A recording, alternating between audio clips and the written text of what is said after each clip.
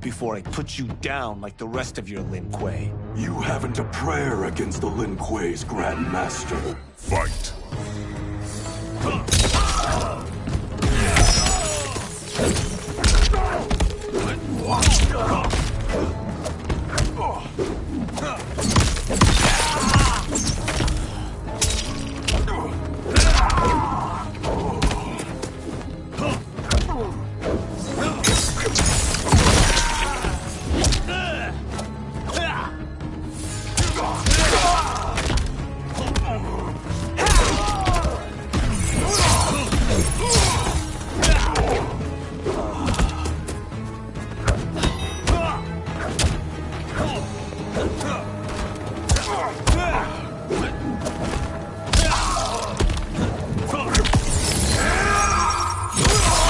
Attacker hits the victim's face with a hook, then twists their arm to break their shoulder. Sub-Zero slides on ice shards which stab up through his victim's abdomen and skull. He then chops down with an ice war hammer.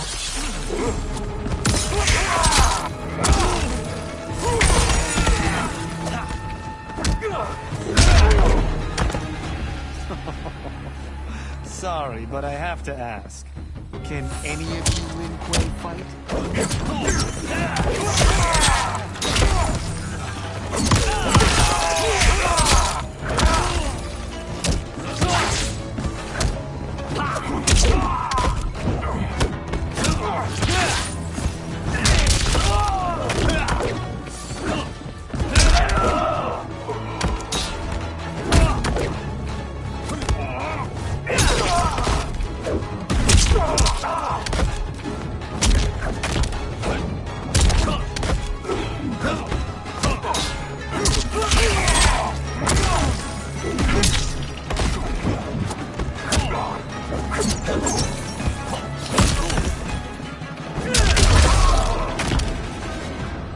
Are you sure you're a Grandmaster?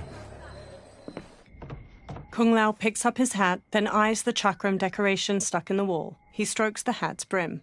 Interesting. Kung Lao! Over here!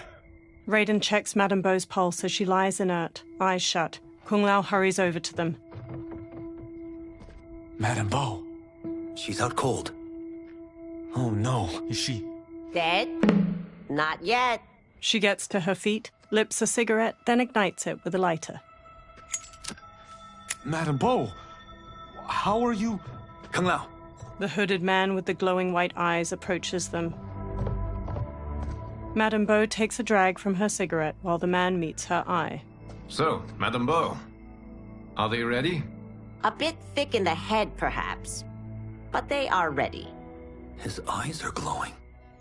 I am Lord Liu Kang, God of Fire and Protector of Earthrealm. God? Earthrealm? Madame Beau has been preparing you for this moment since you were boys. Today, you have proven worthy of joining my champions. This fight was... a test? Of your ability and character, yes. Liu Kang looks to the upper level. Bihan, Kuai Liang. Smoke, Scorpion, Sub-Zero, and the other numerous Lin Kuei warriors get to their feet.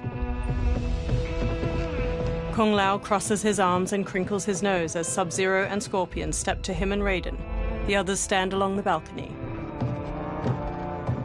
Sub-Zero and Scorpion stand on either side of Liu Kang. So these two aren't thugs? The Lin Kuei is a centuries-old clan dedicated to Earthrealm's defense. You keep saying Earthrealm. Don't you mean Earth? You boys have so much to learn. Earth is only a part of Earthrealm. Earthrealm itself is one of many realms. Together, they comprise the whole of the universe. The realms can be fierce, bitter rivals. That's why we need champions to defend ours. The time draws near for the grand martial arts tournament between Earthrealm and the realm of Outworld. Held once each century, it allows each realm to demonstrate its strength. While our realms are at peace, there are Outworlders who would prefer us to be at war. Our victory in the tournament will temper their zeal. I've taught you everything I can. You must finish your training with Lord Liu Kang. More training? These two couldn't defeat us. What? They were pulling their punches. Had we not held back, you would not have survived. Come. The monks at the Wuxi Academy await to continue your tutelage. I am ready, Lord Liu Kang. And you, Raiden? Li Fengjian? I'm needed here. Earthrealm needs you, Raiden. You'll best serve the village by being one of its champions. I understand. Excellent. I will join you soon. First, there are other champions I must gather. Sunlight soaks through a jungle canopy. A man in a leather jacket and wide-brim hat hacks through the foliage with a machete. Another younger man with a backpack and rifle trails behind him. The men pause. We're off the map. We should go back, recheck the route. It's this way. The man with the hat slices through the jungle as he strides forward. The pair slow to a stop and look out at a massive human skull carved into the front of a stone edifice, a large doorway at its mouth. The temple. The pair move along a ruined stone pathway leading to the temple entrance. They stop near a seated woman. Flies buzz around her. The man with the hat shines a flashlight in the woman's face, revealing her to be a corpse with various darts sticking from her. Rot partially covers her face and her glassy eyes gaze blankly out.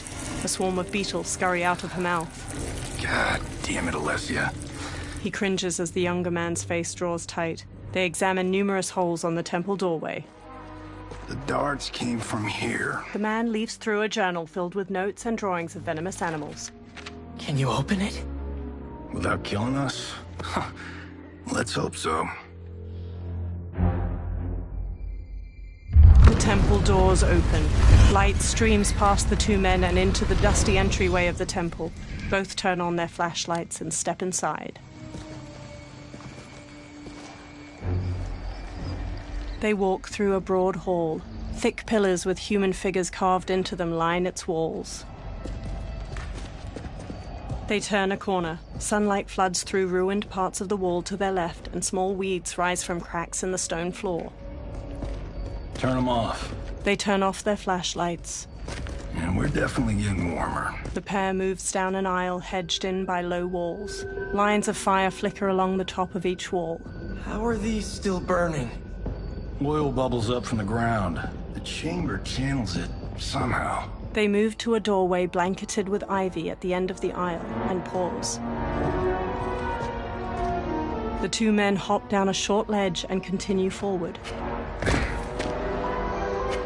The man with the hat leads the younger man down a path winding through various tall rock formations.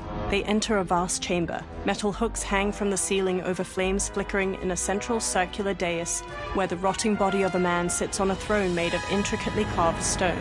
He holds an ornate metal shield in one hand and a mace in the other. God, Ravala! And his shield! What? Silver liquid shimmers around large stones in the floor beyond. So? There's metal in the floor. That's not just any metal. It's liquid mercury. Shit, that stuff's toxic. Fatal. Only step where I step. The man with the hat carefully picks his way across the path of stones, the younger man close behind. The younger man steps onto a different stone and starts to fall. The man with the hat grabs his shoulder. What did I say? The man with the hat steps back on another stone. It sinks a little. The two men sprint across the stones as liquid mercury floods out of channels and ruined pillars surrounding the dais. The man with the hat reaches the other side. The younger man stumbles, then leaps to solid ground. I'm sorry. Not now. He examines the reflection of a pillar in the liquid mercury surrounding the dais. He eyes the pillar itself. Get out the explosives. That's our bridge? Do this right, it'll fall across. The younger man sets explosives at the base of the pillar. A gnarled hand shoots up from the liquid mercury. Two armored women with tattered bat wings rise up. Ma? Is it real? The Kalima fly toward them. Keep working. I'll take care of the she-beasts.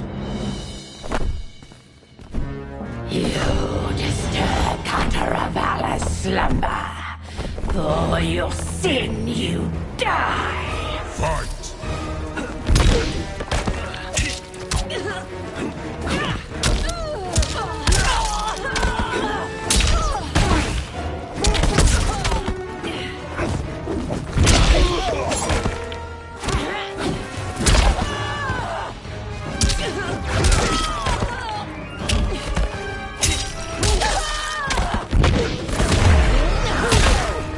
I have so had enough of you.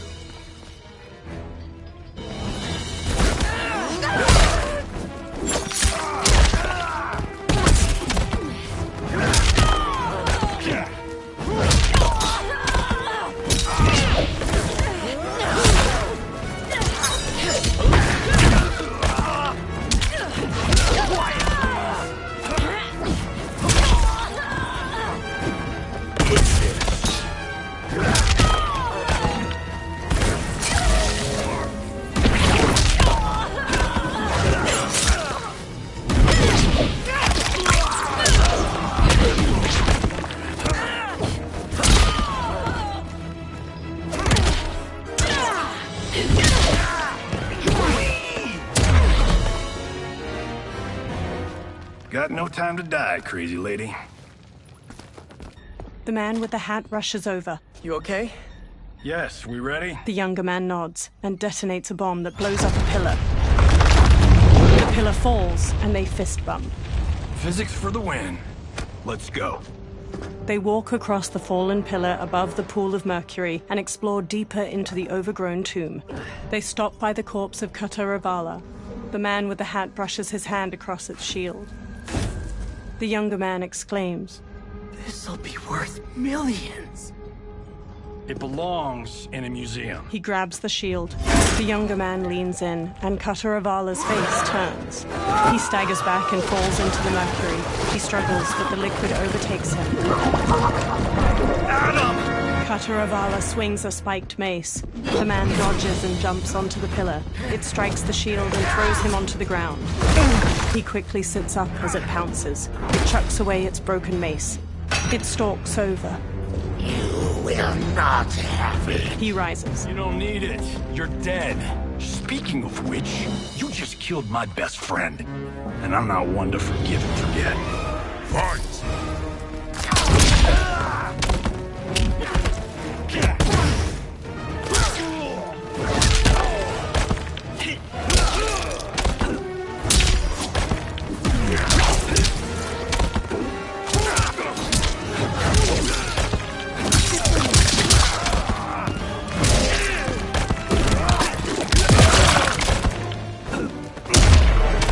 This one's for you, Adam.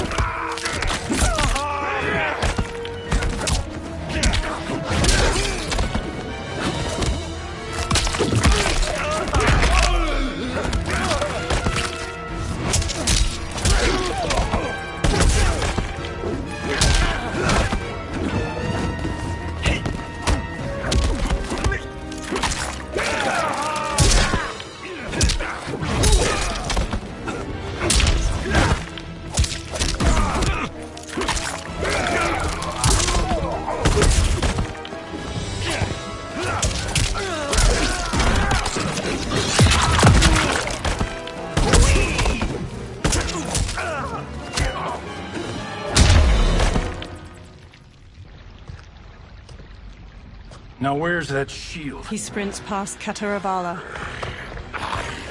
Am not yet defeated.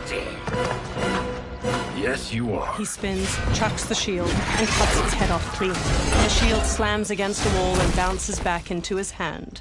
Time to go home. Cut! Printed! I knew it! Woo!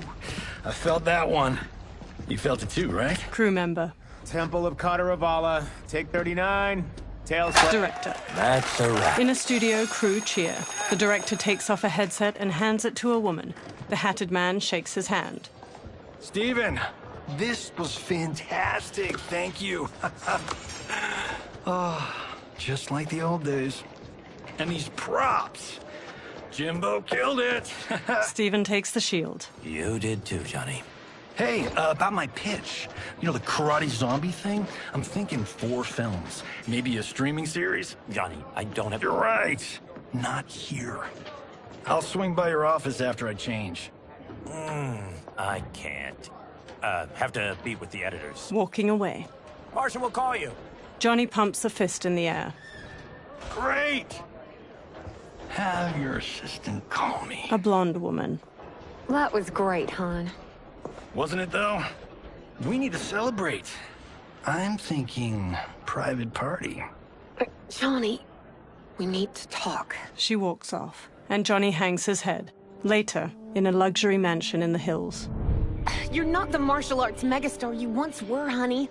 You're lucky Steven owed you a favor. I'm telling you, Chris, we're fine. Can you join me in the fact-based universe just once? We're broke. We have to cut back. Cut back? On what? Step 1 is selling this place. I need a refill. Johnny, we can't keep this up. You spent $10,000 on that sculpture, $30,000 on that drone, and this damn sword. $3 million? Hey, Sento is history. That sword comes from... That's not the point, Johnny! Chris, honey, the parts, the money, they're coming. Steven's movie is just the beginning. That's why I can't cut back. To be a success, I have to project it. If I don't, Johnny Cage is done. She frowns. Johnny rests his hands on her shoulders. She pushes one hand aside. I didn't marry Johnny Cage. I married John Carlton. I'd give anything to have him back. She leaves. Chris, come on, Chris, where are you going? Johnny puts his hands on his head. Fuck! He grabs his drink and downs it, then walks back to pour himself another. How you like that, Mr. A-list? A black-haired man strides in. Thank God. Oh, Chris, honey, Johnny turns and sees the stranger, who wears a sleek black suit and brandishes a long sword. Where's my wife? What did you... Your wife left. She's fine. You will be too if you cooperate. What do you want? Sento. It hangs above a fireplace. You some kind of hired gun? Or do you know Sento's history? I know it. It's my family blade. They circle each other. No. No way you're Tyra clan. They've been dead for centuries. Not dead. Hiding. With Sento in my hands, I'll lead us out of the shadows. That's a great plan, stranger. Except for one thing. Sento's mine. And I won't give it up without a fight. Fight.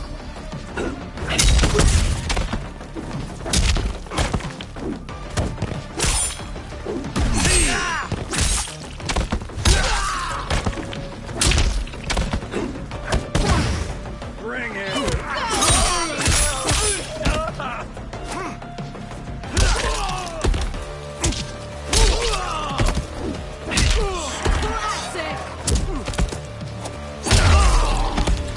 You tried robbing the wrong house. I am the ultimate home security system.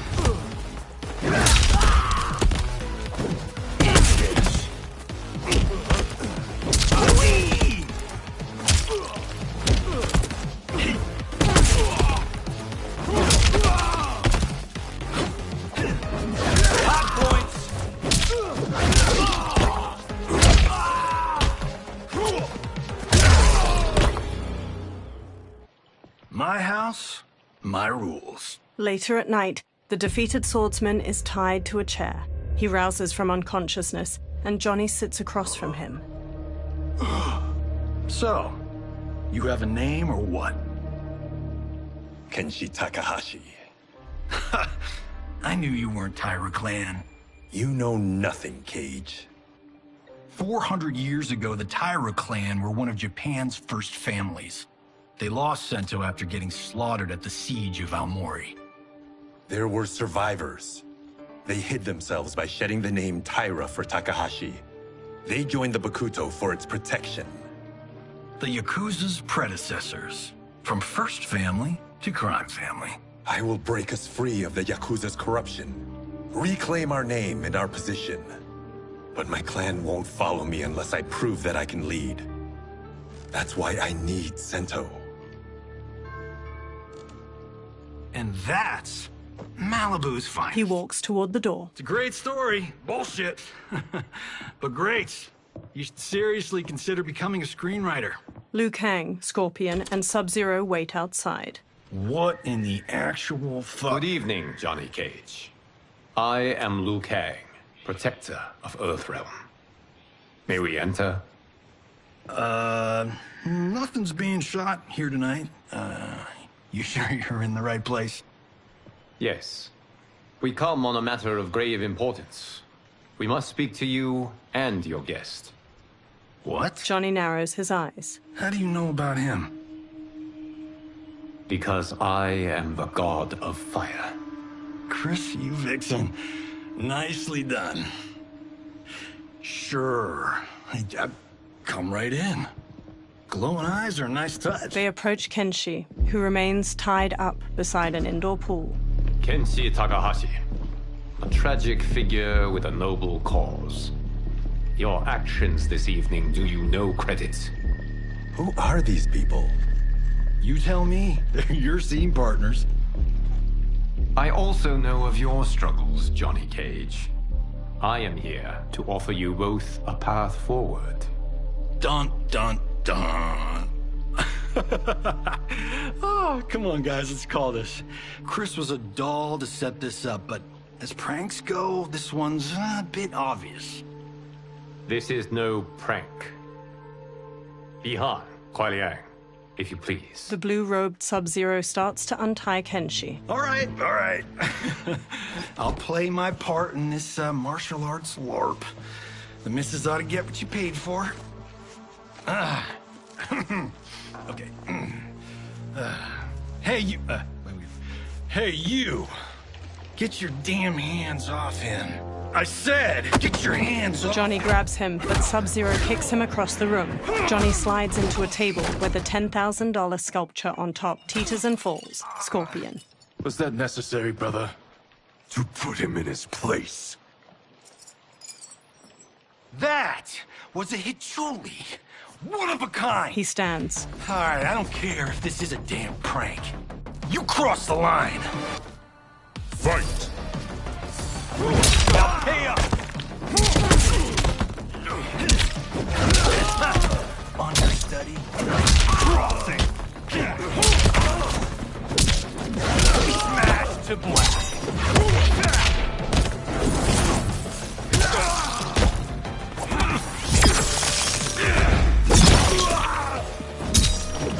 Quietly, you guys need a better fight choreographer.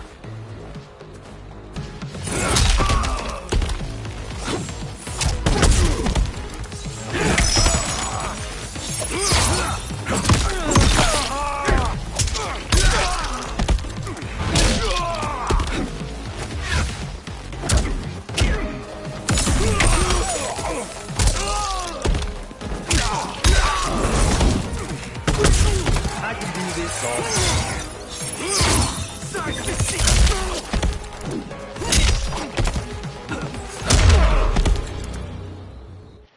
and scene. I hope you're insured, because you're paying for my Hichuli. Imbecile! You have no idea with whom you're dealing. Liu Kang bursts into flames. The flames dissipate. That's no special effect. Indeed, Johnny Cage. Johnny shifts his footing and glares. Kuai Liang. Scorpion bows. Okay, let's go back to one here. Who are you again? Lord Liu Kang, protector of Earthrealm.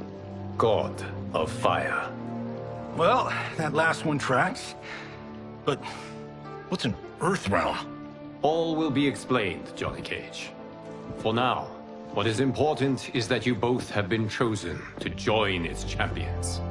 Why him? Or me, for that matter. Because I have faith that you will rise to the challenge. And because your service will change the arcs of your lives. Johnny eyes Kenshi. Later, men spar in a sunlit courtyard. Mountains surround them, and lion statues border the entrance to the courtyard. Red pagodas are situated nearby, and cherry blossoms are in full bloom. Several monks wear brown and orange uniforms. Later, they strike wooden dummies that have small poles sticking out. Others spear their hands into steaming hot sand in rock bowls. Later, a monk with a braid swings at Raiden. Raiden blocks and punches his chest. Another attacks, and Raiden counters with a flying kick. Raiden strikes and front kicks a third challenger. Hunching over, Raiden shuffles in an offensive stance. He straightens and brings his hands together, fist to flat palm, and the nearby monks do the same. Kung Lao saunters up with a razor-rimmed hat. That is not a good idea. It is genius, Raiden. The next time we see Sub-Zero, I will have to thank him for inspiring it. Ow! See? It won't be effective. Kung Lao throws the hat like a flying disc. It slices a target and flies back. He catches it by twirling a finger inside it. Maybe it's too effective. Johnny walks up. We just need to get on with it. I've been cooped up here for months. I can't base a cinematic universe on Outworld's monsters and magic if I don't ever see them. Kenshi joins. That's why you're here? Liu Kang said this gig would change the arc of my life. That's how it gets done. My ex will rue the day she gave up on me. So selfless. Oh, please, Tattoo. You're just here to get your sword back. We all have our reasons for being here. Some better than others. But we are not here to fight among ourselves. We are here to fight for Earthrealm. It's about damn time. Liu Kang steps out. And today, one of you will be chosen to fight for it at the tournament. Only one of us, Lord Liu Kang? Isn't Outworld fielding several champions? The tournament's rules give the host realm that advantage. And it is Outworld's turn as host. You know, I don't know why I've never asked this, but, what's our record at this tournament? Earthrealm and Outworld have long been evenly matched. But Outworld is gaining strength. Should it win, its more militant factions will be emboldened. I thought you admired Outworld. It is a place of great knowledge, wealth, and beauty. But our realms do not share goals and beliefs. We coexist peacefully, because Outworld respects our strength. Should we show weakness, our rival will become our enemy. I will not lose, Lord Liu Kang. First, you must win the right to represent us. Whichever one of you outlasts the others will be chosen. He sits on a chair in the middle of the courtyard, and every man except the four kneel. Raiden, step forward. Raiden bows. Good call. Call the weak first. You shall face him, Johnny Cage. Ready for your close-up? All right, let's do this. But remember, farm boy, I'm a global martial arts icon. I don't think you can handle this much boom. Liu Kang rolls his eyes. I am ready, Johnny Cage. My mind and spirit fight as one. Fight!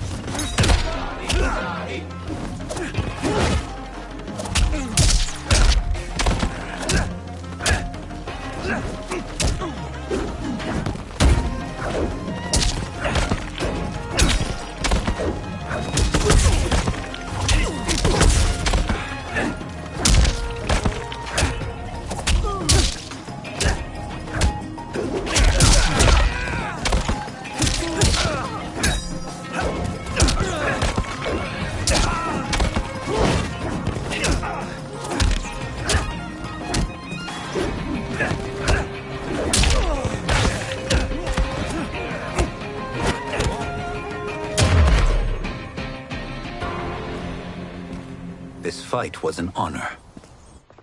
Raiden helps Johnny up by the hand. You're welcome. Kenshi Takahashi, you are next. Kenshi steps toward Raiden, his sword in hand. He shoots a hard look at Johnny as they walk past each other.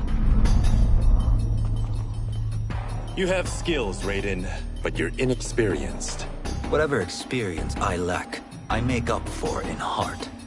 It's nerve, not heart, that wins fights. I should know. I've been in hundreds of them. Fight!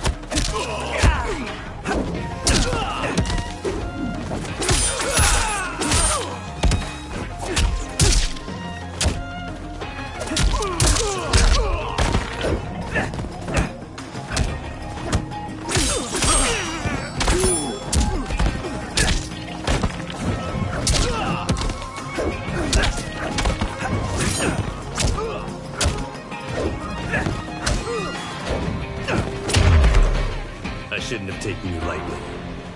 I won't do it again.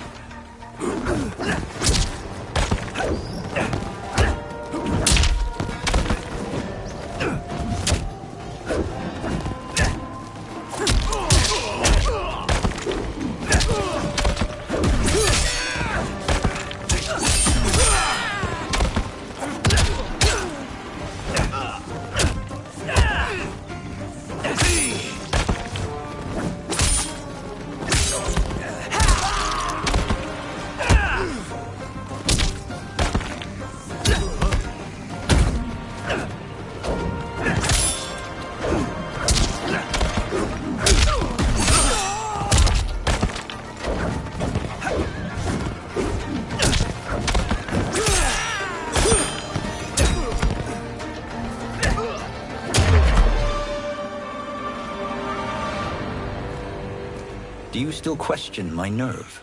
I do not. Yours was a well-earned victory. Kenshi and Raiden bow to each other. You may rest, Raiden. This evening, you will face your final opponent. Kung Lao smiles at Raiden.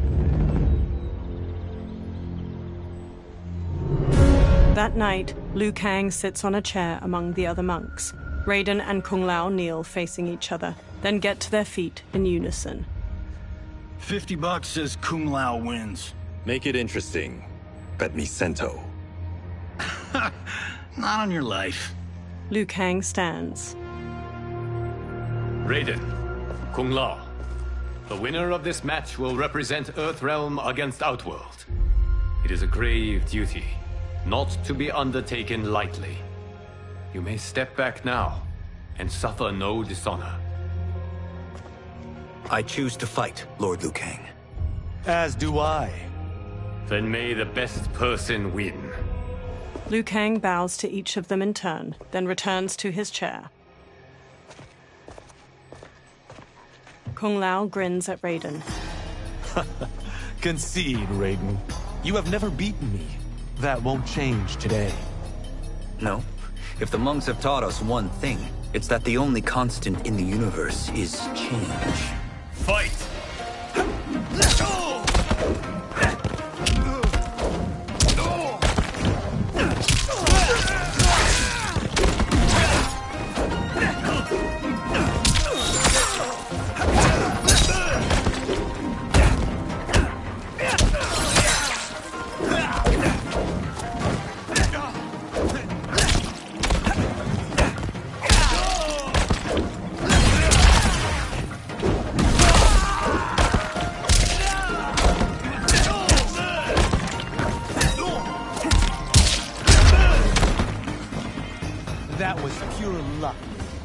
Like lightning, you won't strike twice.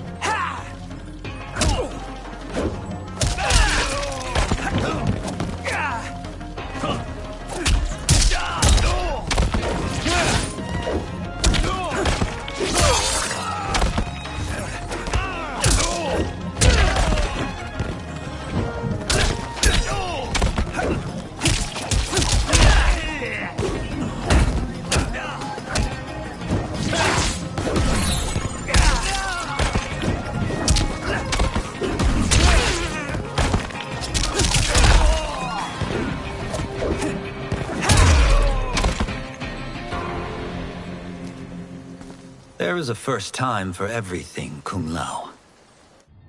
Raiden helps Kung Lao up. Although you have all trained well, Raiden has excelled. This outcome does not surprise me. Kung Lao hangs his head. How could I have... He gathers himself. Congratulations, Raiden. For the tournament, you will need this. Raiden takes a small metallic amulet with a dragon symbol glowing on its surface from Liu Kang. Electricity crackles from it onto his palm. Forged by the Elder Gods, it gives the wearer power over lightning and thunder. Go ahead, try it. Kung Lao and Liu Kang watch as Raiden slowly turns around, staring at the amulet. Electricity surges from it into his fingertips. Johnny records video with his phone as Raiden channels a bolt of lightning at a large statue. Holy Ark of the Covenant. Raiden stops. It is incredible. But is it necessary? In addition to possessing great might, the Outworlders you will face also wield great magic. The amulet levels the playing field. You must be careful, Raiden. You could get hurt. Even killed. No tournament participant has ever been grievously injured or killed. I would never send my champions unwittingly into mortal combat. We leave in 7 days for Outworld's capital, Sundo. The tournament will be held at the palace of Empress Sindel. Raiden, Kung Lao, Johnny, Kenshi, and the monks follow Liu Kang into a temple with numerous dragon statues coiling near its entrance. Liu Kang waves his hands around in a flowing motion, then a portal opens. Outworld can be both alien and intoxicating to Earthrealmers. Do not become drawn in. You must focus on the task at hand. Johnny records the portal, a swirling vortex of fiery light as it washes everything in orange. He turns the camera to Kenshi while they all step toward the portal. Kenshi smacks his hand away. One by one, the fighters step through the portal. Blue, white, and purple light flows out of a tall stone gate like mist. Liu Kang and the others emerge from it and enter a courtyard filled with lush greenery and flowers. Johnny smirks as he records their surroundings. Toto, I have a feeling we're not in Kansas anymore. 2 women approach them from a row of others wielding spears. Oh my. Are those? Empress Sindel's daughters, yes. He casts Johnny a look. They do not disappoint. We are Earthrealm's ambassadors, Johnny. We'll show them respect, not unwanted attention. Johnny gives Raiden an exaggerated wink as they walk past a guard. The Earthrealmers bow to the 2 elegant princesses. One, dressed in a deep magenta, inclines her head. Lord Liu Kang, welcome. Thank you, Princess Melina. You remember my sister? Of course. Princess Kitana. May I introduce Johnny Cage, Kung Lao, Kenshi Takahashi, and Earthrealm's champion, Raiden. Raiden bows his head. I hope you're prepared, Raiden. Our champions are determined to win. None more so than me. It's been too long since we've known victory. Princess Melina, we should be on our way. Empress Sindel awaits. Thank you, Tanya. Follow me, please. Melina, Kitana, and the guard Tanya lead the fighters down a tiled pathway lined with numerous armored women holding spears and shields. Grinning, a large 4-armed humanoid plays a drum while leading 2 luxurious carriages, each pulled by teams of horses. Groups of spear women march alongside them as they gradually travel down a broad path hedged in by buildings made of bamboo and wood. Dozens of people in colorful clothes and costumes stand on either side of the pathway and watch or dance. The The royal daughters and the Earthrealmers watch the people go by from the carriages. Those are Centaurians. And Shokan. The six-armed beings are not Nodens. The monks described them, but seeing them in person? I see that Her Majesty once again spares no expense on the festival. Should she not? It commemorates my late father. I admire, Princess. I do not judge. As did all of Outworld, I valued greatly Jared's fellowship. Melina looks over her shoulder at a woman with a ponytail observing a group of people walking away, hands bound behind their backs. Melina scowls, then pounds on the carriage. The carriage grinds to a halt and Melina steps out. She stomps to the woman with the ponytail. First Constable, our route was to be clear. This couldn't wait? Should I allow Tarkatans to infect the city, Your Highness? Those arrested were harboring some here, rather than report them for quarantine. The Earthrealmers cannot be privy to our secrets, Li Mei. As Sundo's first constable, you must show better judgment. Perhaps that's too much to expect. Melina looks Li Mei up and down before walking off. Princess Melina doesn't seem to like her very much. Li Mei used to lead the Umgadi, the palace guard. It was on her watch that the princess's father was murdered. Decorative waterfalls pour around the front of a vast, ornate palace. The Earthrealmers stand inside a throne room crowded with Outworlders. Worry expends energy for no purpose, Raiden. But the tournament, if I lose... Focus on your actions, not the outcome. It is all you can control. A large, armored humanoid with two twisting horns approaches. He shoulders his way past onlookers. Red alert. Incoming stock villain. General Shao. Do not let him goad you. General Shao stops before the warriors.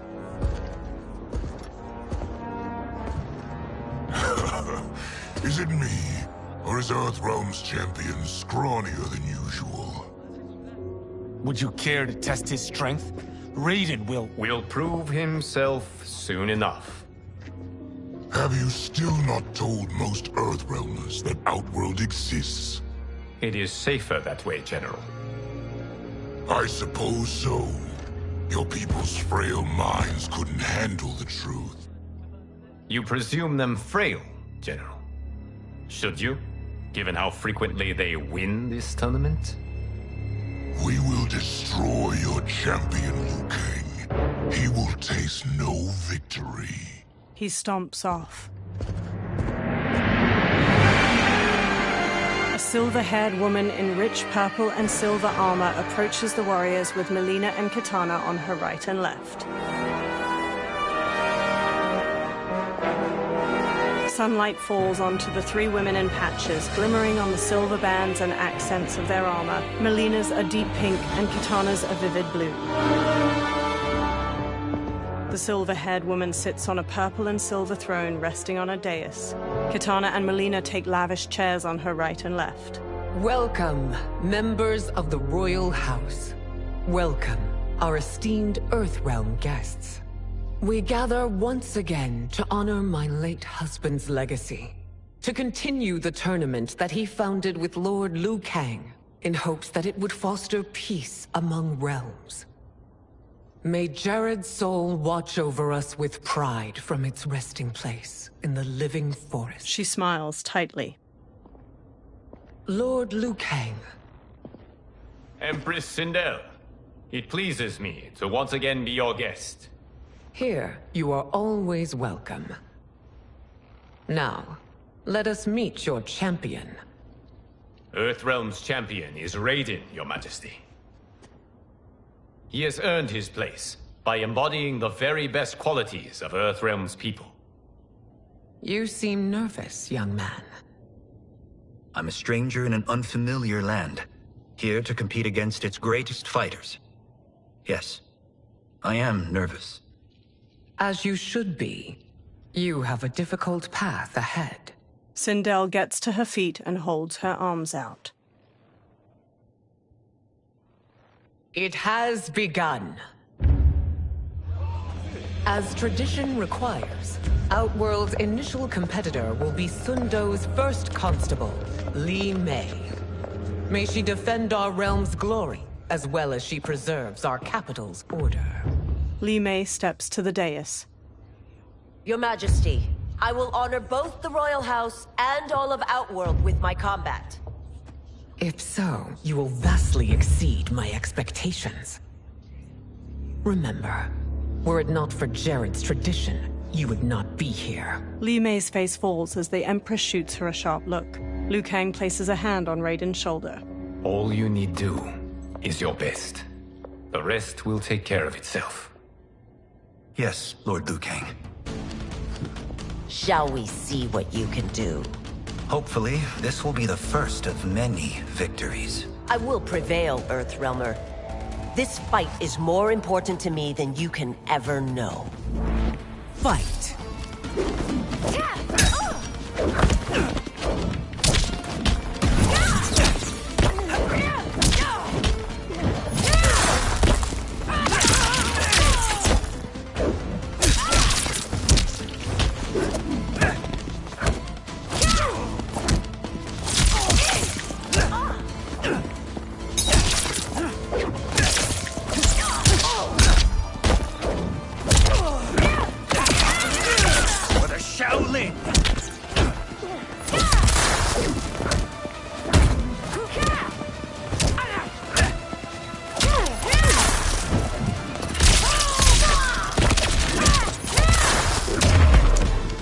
I will admit it.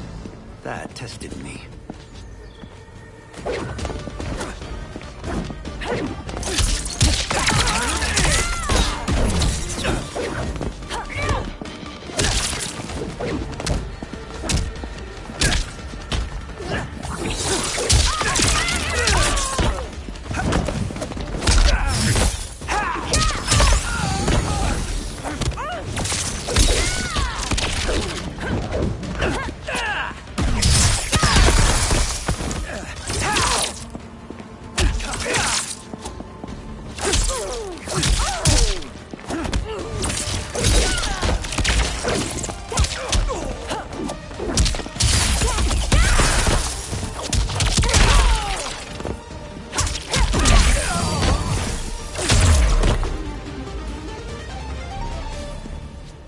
Thank you for the match, First Constable.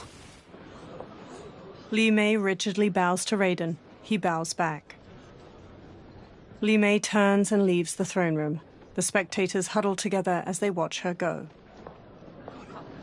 Raiden stands before Sindel's dais. My compliments, Raiden, on a well-fought match. We'll see how you fare in the next. General Shao, whom have you chosen as our next competitor? Resume. Your Majesty, I have chosen Reiko, my second in command. As a boy, Reiko was orphaned during the Kafala War. Though captured, his spirit remained unbroken. He scratched, clawed, and survived. After the war, I took him in, molded him into the perfect soldier. Few others are as well versed in the ways of war. Reiko stands near Raiden and performs a combination of elbow strikes, knees, and punches before jumping and spin kicking. He glowers at Raiden. In whose army have you served? In what wars have you fought? I have done neither. Then you are woefully unprepared, Earthrealmer. This will be your last battlefield. Fight!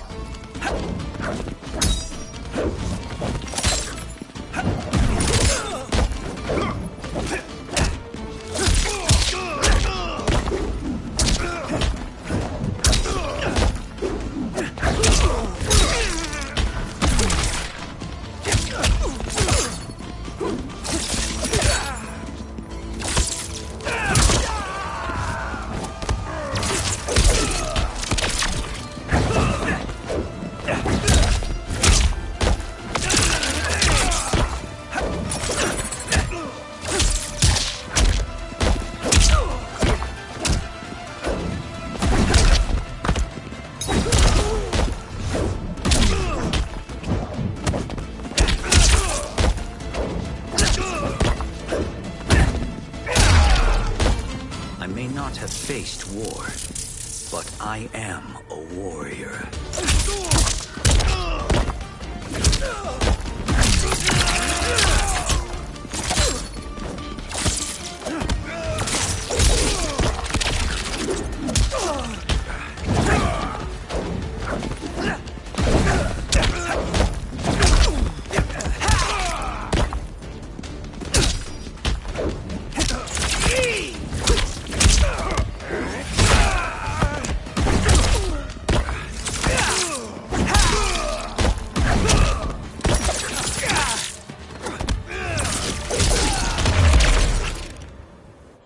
Raiden lowers his hands.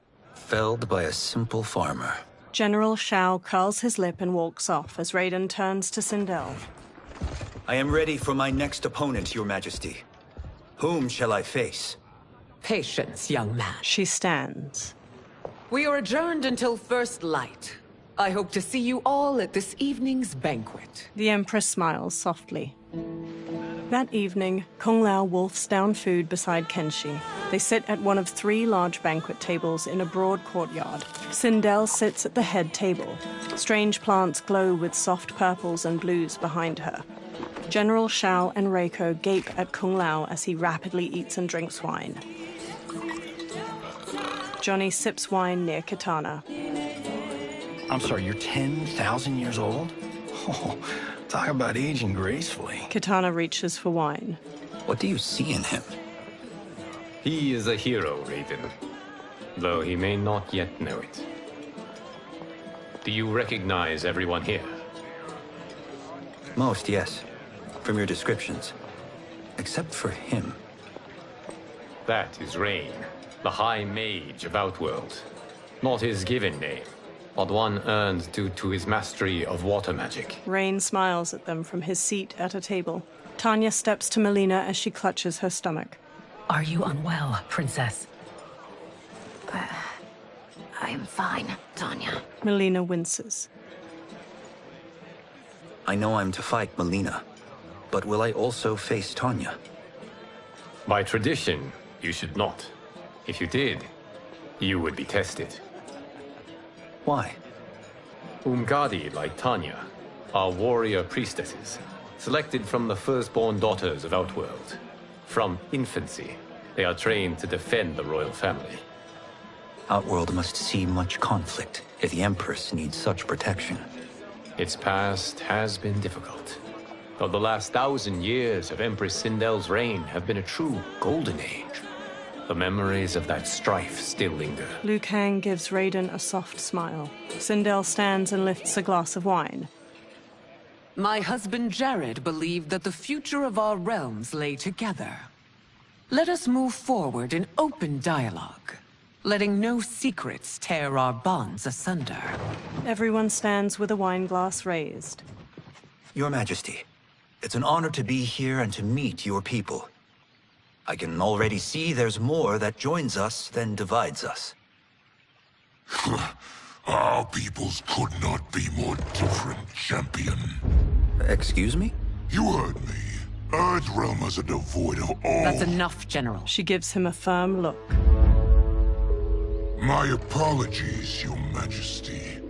Perhaps I've enjoyed too much of this excellent wine. With your permission... You may go. General Shao woodenly turns and throws his glass. He marches off with Reiko in tow. Later, Sindel glares at Shao in her chambers. It is bad enough we may lose to the Earthrealmers, but then you go and drunkenly insult them?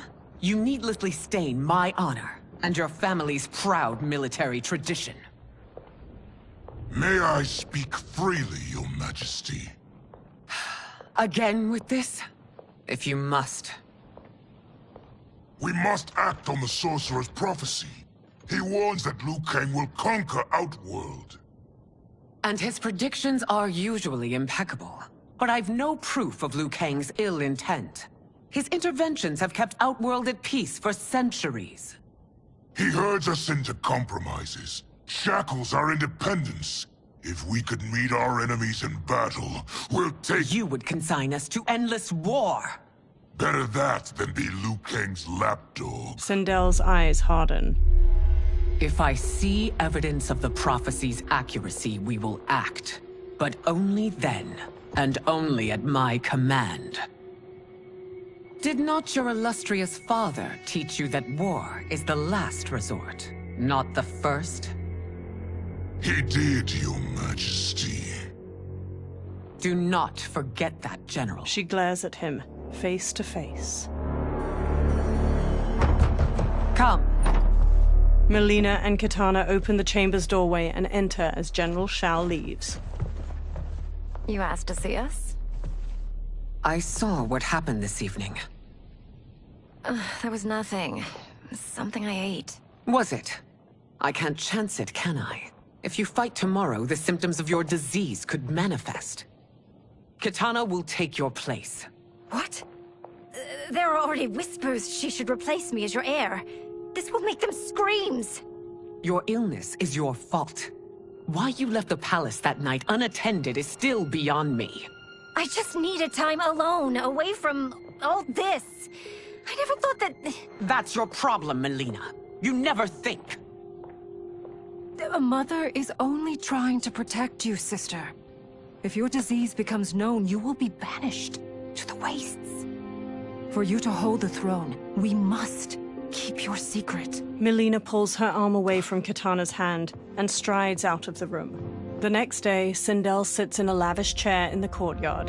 Raiden stands before her. You continue to surprise Raiden. Among others, you have defeated Kotal, Motaro, and Shiva. Only 2 fights remain. Are you ready, Earthrealmer? I am, Your Majesty. Then next, you face my daughter, Kitana. Kitana strides to them. Liu Kang steps between her and Raiden. Your Majesty, this is unprecedented. Raiden's next opponent should be your heir. Melina is unavailable. She's away on pressing Imperial business. But I have not prepared him to battle Kitana. He's already demonstrated great skill. Can he not improvise? Do not worry. I can do this. Very well. I will be no easier to fight than my sister, Earthrealmer. I suffer under no such delusion, Your Highness. I will win this fight. For her, my Empress, and all of Outworld. Fight!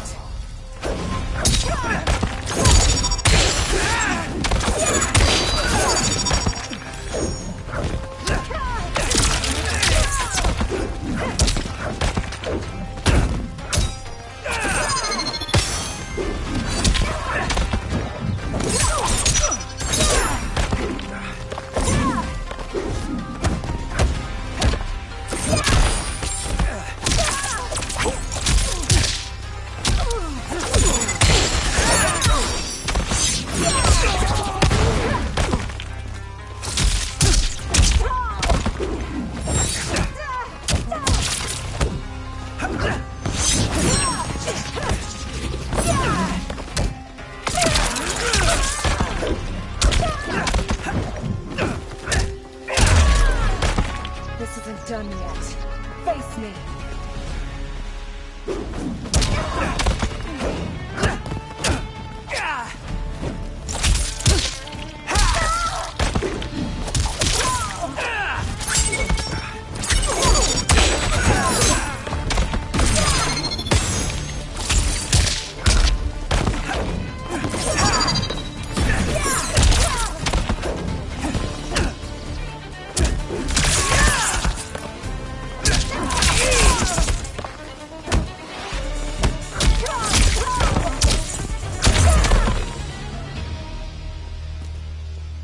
Fight well, Princess. Kitana stands. As do you, Earthrealmer. Surprisingly so. I hope we meet again. Under different circumstances. He beams at her. It's time for the final match. It's a testament to your abilities that you've made it thus far. But now you must face General Shao. General Shao approaches. Victor of the Tavarian War. Conqueror of the Kwatan Plains. Defender of the Navala Coast. As has his family for generations. General Shao defends us with zeal and tenacity. All of Outworld is grateful for his service. That's a notable list of accomplishments, General. It is a mere fraction of them. A full recitation would take days. Fight! Flee the storm!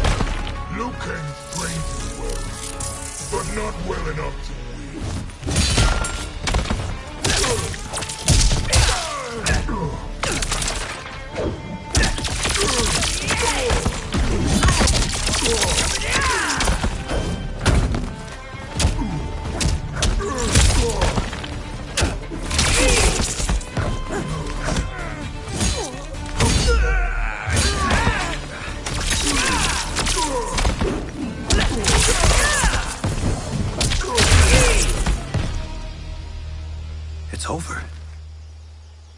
I have done it. Sindel stands. Congratulations, Raiden. Earthrealm wins. Head held high, Sindel leads Katana away from the courtyard. Raiden steps to General Shao as he tries to get up. Raiden holds a hand out to Shao. May I assist you? Stay away, Earthrealmer. Raiden's face tightens. Well done. You have exceeded my greatest expectations. Thank you, Lord Liu Kang. Because of you, the Outworlders who would disturb the peace will once again be held at bay. Smiling, Liu Kang places a hand on Raiden's shoulder. Come. Let us bid our hosts farewell and return to Earthrealm. Kung Lao, Johnny, and Kenshi bow to Raiden. All right, yeah. That was great. Very impressive. That night, Liu Kang sits in an ornate room before a fire in a brazier, his eyes shut. He opens his eyes. Sand whirls on the other side of the room. It resolves into a dark-skinned man with glowing eyes and a bald head. Geras, my old friend. It's been eons. It's good to see you. Likewise, Lord Liu Kang. I have watched you with the Hourglass. You are relishing your role as Earthrealm's protector. It suits me far better than being Keeper of Time ever did. I never wanted to replace Kronika. Being history's architect drove her mad. I had no wish to share her fate. Which is why I am forever grateful that you volunteered to safeguard the Hourglass. Despite my having relinquished its power, the new era has unfolded as it should. Geras takes a Jaguar figurine from a shelf. You created me in your own image. Duty is my highest calling. While I am glad you are here, you are not one for social calls. Is there trouble with the Hourglass? With something it has shown me. What, Geras? When you restarted history, you altered the destinies of certain malefactors to neutralize them. At least one of them is defying that destiny. Shang Tsung. Go on. He has escaped his meaningless life and is on his way to becoming a powerful sorcerer. He has already infiltrated Sindel's court. I saw no sign of him during the tournament. But if that snake is in Sindel's ear... Your vision of peace may already be compromised. I appreciate this warning, Geras. I will investigate. Please return to the Hourglass and see what else you can learn. The next day, Kenshi looks at a drawing of Shang Tsung with Johnny and Kung Lao. So we find him in Outworld and bring him here for questioning? Yes. If what I fear has happened, he is a grave threat to the realms. Anything else? Shang Tsung is a master of deceit. Do not trust a word he utters. Sounds a lot like my first agents. It's a tricky mission. I'd rather Raiden go along than this one. Hey! This one is up for the job.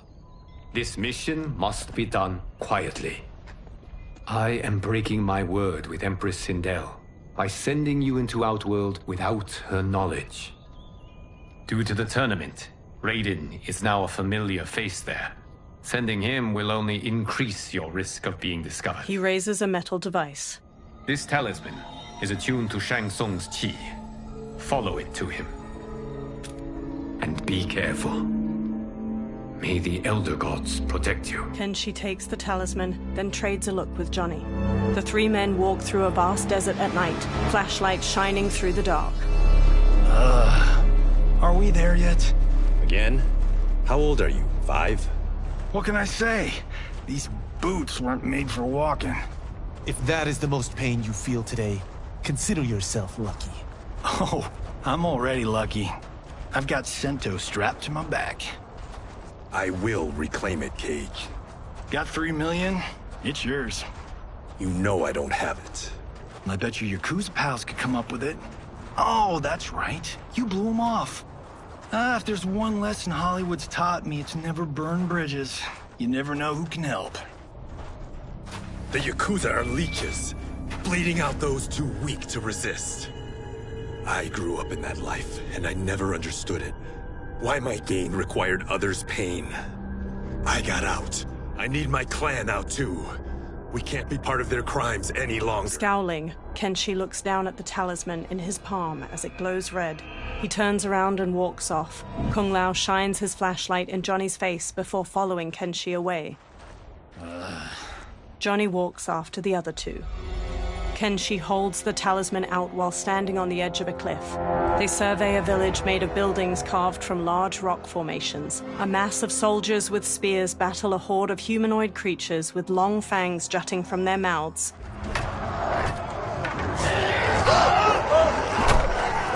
What's your precious say?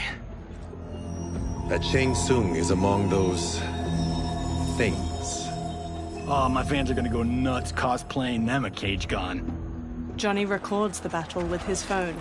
2 soldiers shove one of the creatures through an alleyway in the stone city, his arms tied behind his back with rope. The creature thrashes in their grasp. Firelight shines on his multitude of large fangs and bald head. Shang Tsung approaches. Hold him still. If he squirms, I cannot extract marrow. He raises a large syringe. That's Shang Tsung. Let's jump him after he's done. Oh, in Fists of Iron, we did this thing where, like, we're not basing strategy on your movies, Cage. Let me go! You can't do this! A soldier forces the bald creature to his knees. The wound will heal in time. It is a small price to pay for progress. He plunges the syringe into the back of the creature's neck. The creature breaks his restraints, then stabs each of the guards with a bone spike extending from his arms before turning to Shang Tsung. The horde of creatures overwhelm the soldiers outside the village. Shang Tsung blocks a combination of punches and kicks the bald creature throws. The creature spin kicks Shang Tsung's head. On second thought, this scene's playing fine without us. Yeah, I say we let him finish it. We have to save Shang Tsung. Liu Kang needs him alive. The Earthrealm is bound down large stones leading from the cliff. The bald creature punches Shang Tsung to the ground. Kenshi jumps onto his back just as the bone spikes erupt from his arms. The creature kicks Johnny and Kung Lao away. Shang Tsung scrambles back, then smirks and transforms into a toothy creature. He slips past the horde. How did he do that? The bald creature shoves Kenshi away. Kung Lao and Johnny stand before the horde. I would have killed him but for you. I get why you'd want to, but you can't. You're one of his minions. You'll die in his place. Fight.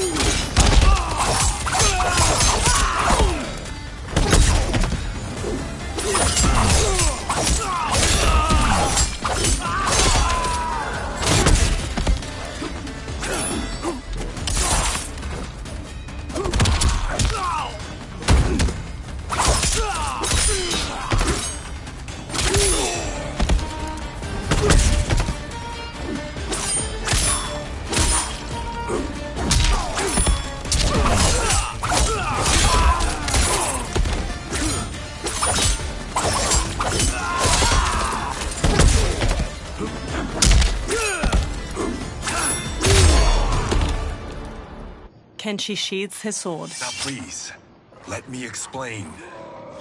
The horde surrounds them. You got us into this. How about getting us out? I know what this looks like, but we don't work for Shang Tsung. If not, why save him? Because Liu Kang, Earthrealm's protector, wants to question him. He thinks Shang Tsung may be a threat to both our realms. He holds out his hand. I'm Kenshi Takahashi. Our kind do not shake hands. I'm sorry. I didn't mean to offend. Don't you know what we are? No, we don't. We are victims of Tarkat. The disease is not easily gotten, but you can't risk more close exposure. Johnny nervously wipes his hands. It disfigures, then debilitates. In time, it will turn us all into bloodthirsty monsters. Death is our only release.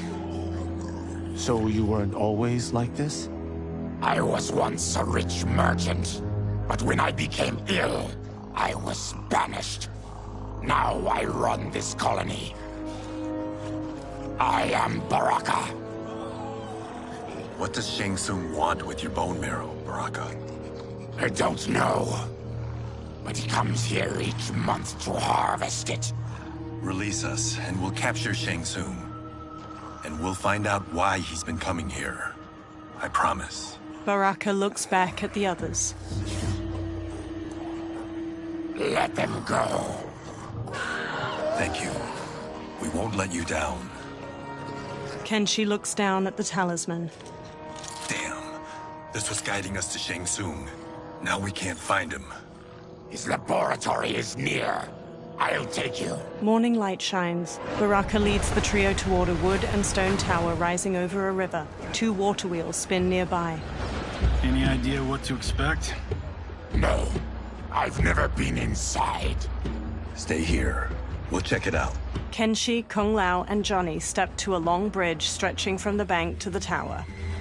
The 3 men sneak through the tower to a laboratory. The addition of crushed chitin larva proved an inspired choice.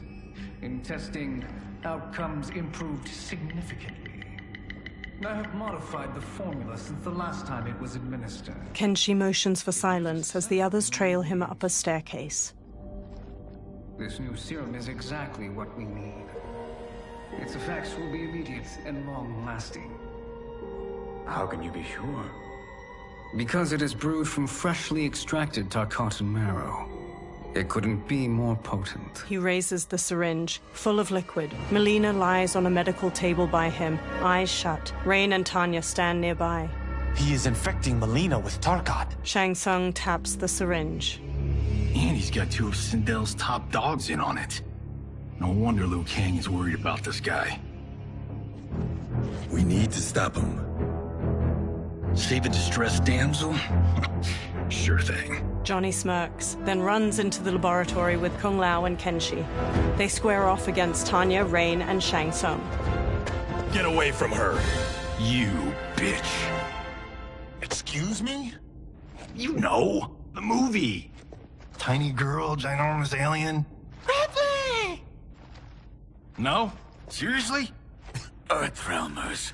How did they find it? They've already seen too much. Tanya charges with a 3-section staff. Johnny blocks her attack, then Kung Lao kicks her back. Kenshi spin kicks the syringe from Shang Tsung's hand. I need time. Buy it for me. Liu Kang sent you, didn't he? Sent you to learn our secrets. He sent us here for Shang Tsung, but it looks like he's just part of the problem. Fight!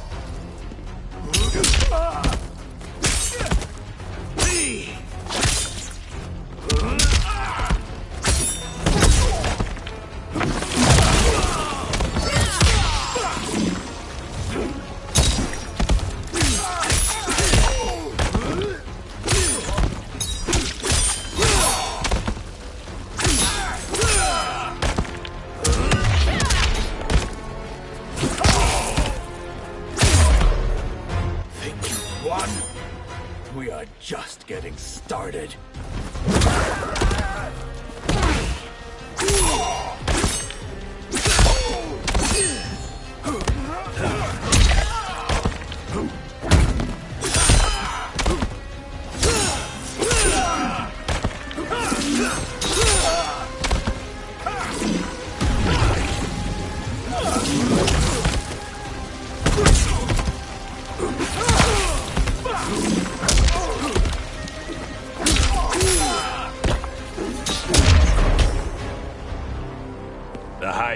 just brought low. Tanya whirls her 3-section staff around and strikes Kung Lao's face, then jumps and bashes Johnny's head. Kenshi grabs her from behind. He starts to throw her back, but she rides the momentum and flips away. I thought Umgadi were loyal to the royal house. Yet here you are, scheming against the princess. You trespass in Outworld, interfere in Imperial matters. It is you, not I, who is the schemer here. Fight!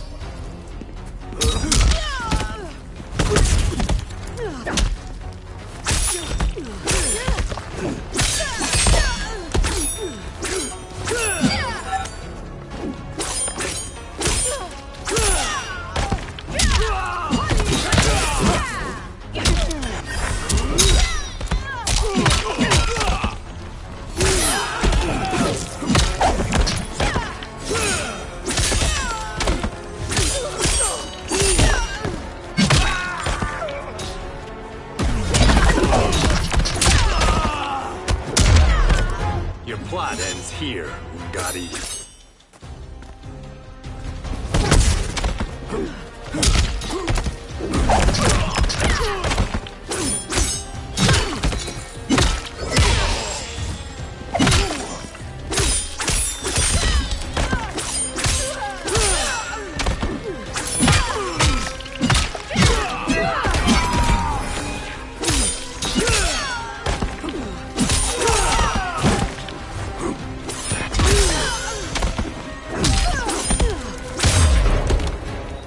Plot is over.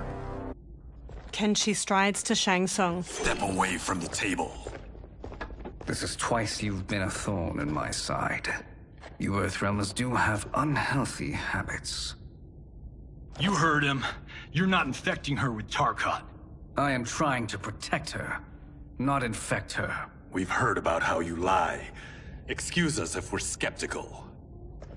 Cover him. Kung Lao and Johnny move to Shang Tsung while Kenshi rushes to Melina. He holds a hand to her head as she lies inert. Princess, are you all right? Is it over? Yes, you're safe. We've stopped Shang Tsung. Stopped him? Why? Melina starts to violently spasm. Princess! Princess! She hits him. What did you do to her? It's what you've done, fool. Let me help her before it's too late. Kenshi backs away while Melina's teeth transform into fangs. Convulsing, she sits up and turns to Kenshi. Mandibles unfurl from her jaw and a long tongue waggles out. She breaks the metal restraint on her wrist and stands. Now do you believe, Earthrealmers? What do we do? Keep her occupied. I need time to finish more serum. Johnny, a hand? We got pages for this? Or are we winging it? Whatever we do, we can't hurt her. Her? I'm worried about us. Melina bounds to Johnny and falls at him. Princess, we can help you. Your blood. I smell it. How sweet it will be to lick off my fingers. Fight.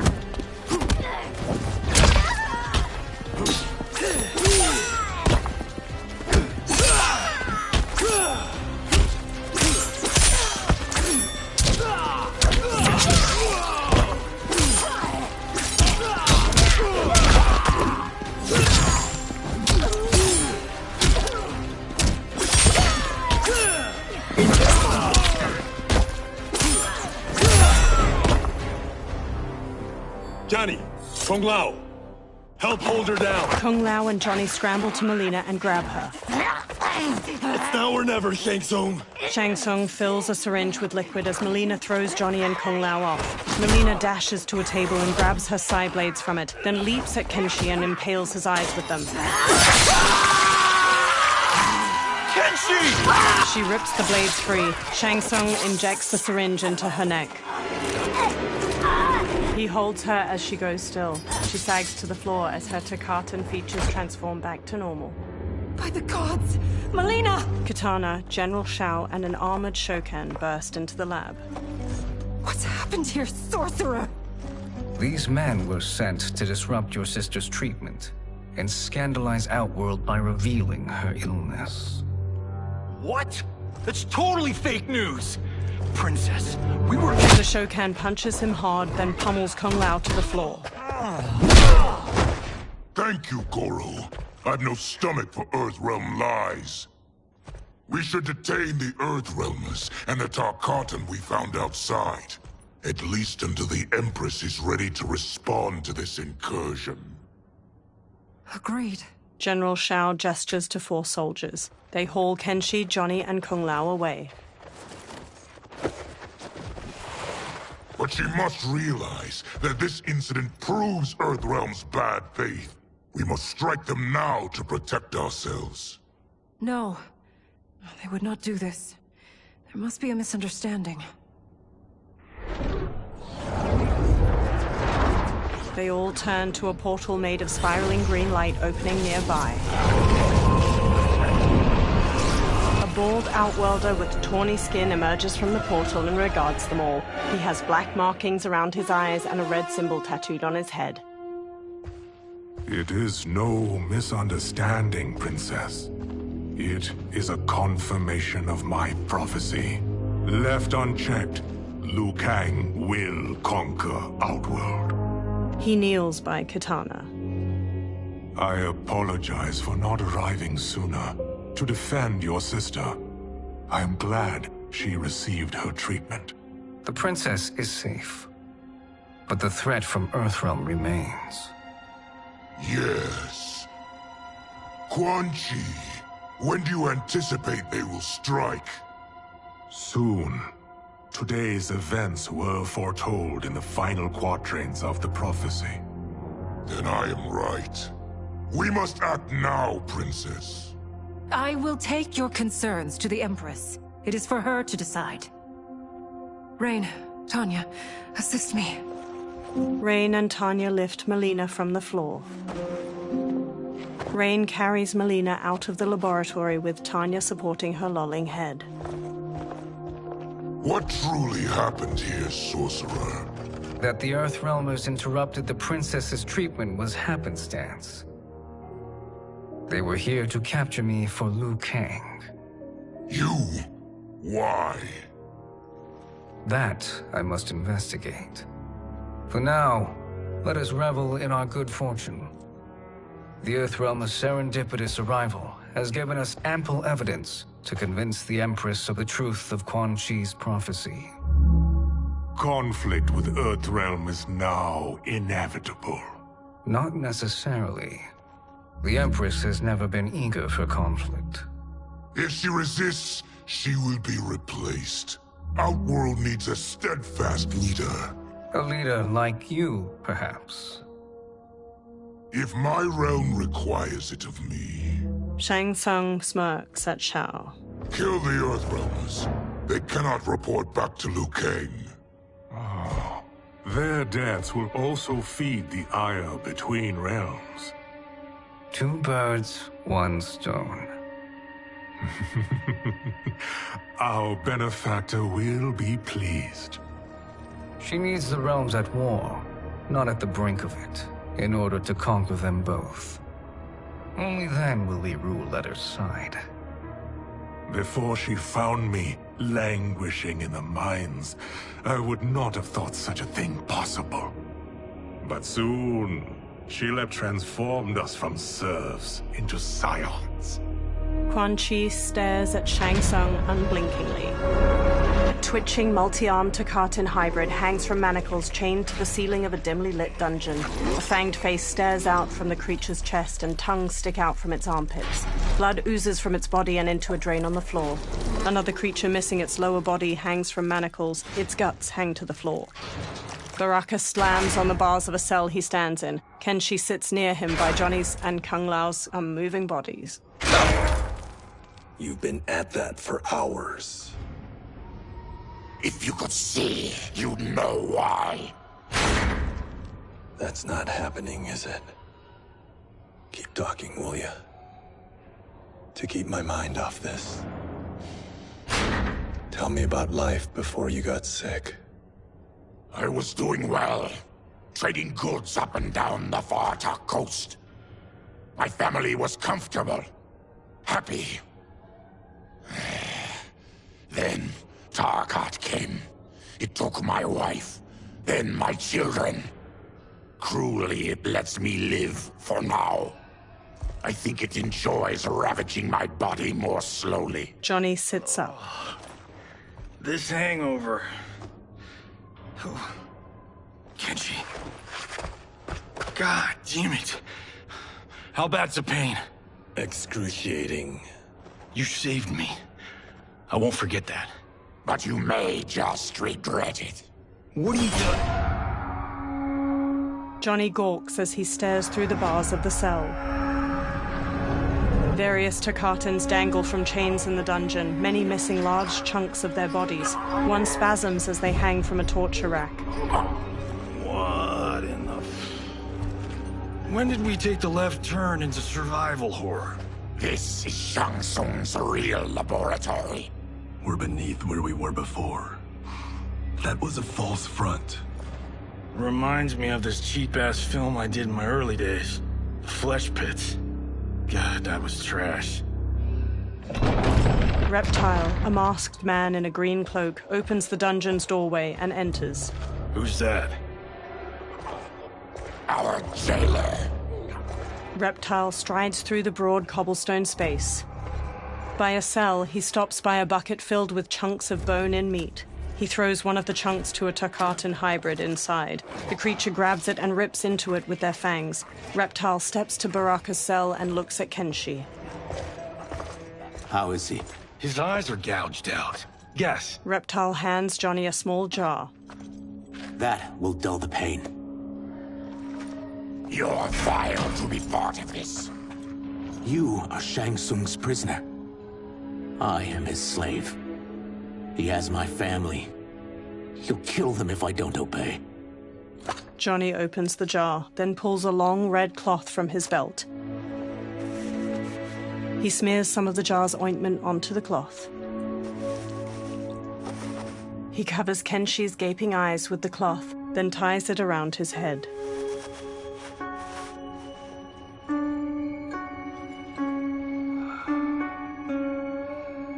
Why did he pick you? So he could learn how I shapeshift. He learned that from you? We saw him do that. It was unreal. So how does it work? You just shapeshift into anything you want? I can shift only between this and my natural form. He shapeshifts into a humanoid lizard. Whoa. You're Zateran. Your race can shapeshift? None can except me. He shapeshifts back as light coalesces near him. It resolves into Shang Tsung. He smirks and steps closer to the cell. Are they ready? It's time. Time for what, sorcerer? Replication experiments.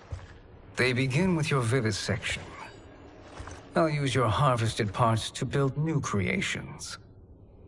The process is fatal, of course. Liu Kang won't let you get away with this. That presumes he will ever learn what happened. But when I am done, there will be no trace left of you. I shall return soon to check progress. I have other matters to which I must attend. He teleports away. You don't have to do this. It's either you or my family. Reptile moves to another cage filled with Takatan hybrids. He opens their cell by pulling a chain through a pulley. in the chambers. The warrior's cell door opens as the creatures charge. Johnny jumps, swings from the bars above, and kicks a hybrid down before punching his head. He kicks one hybrid's face before kicking another to the floor. A third rams Johnny into a wall. Kenshi sits in the cell while Kung Lao fights off two of the creatures, and Baraka viciously stabs another's belly before throwing him away. Baraka strides forward, then impales a hybrid with both bone spikes and flings him over his head.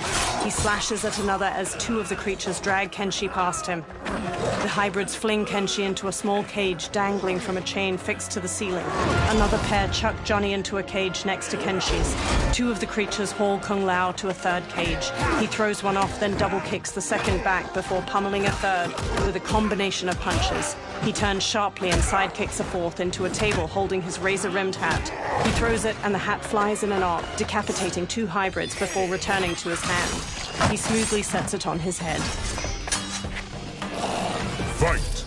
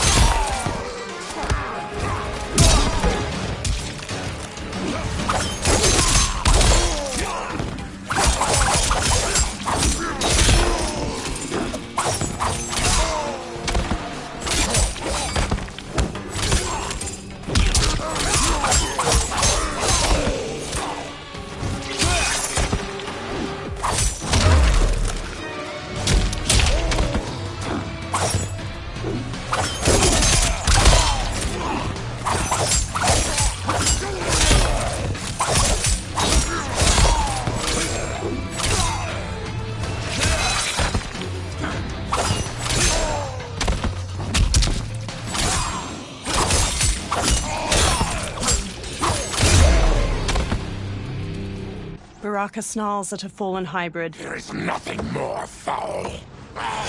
Electricity arcs along the bars of Johnny's and Kenshi's cages. You spoke too soon, Baraka.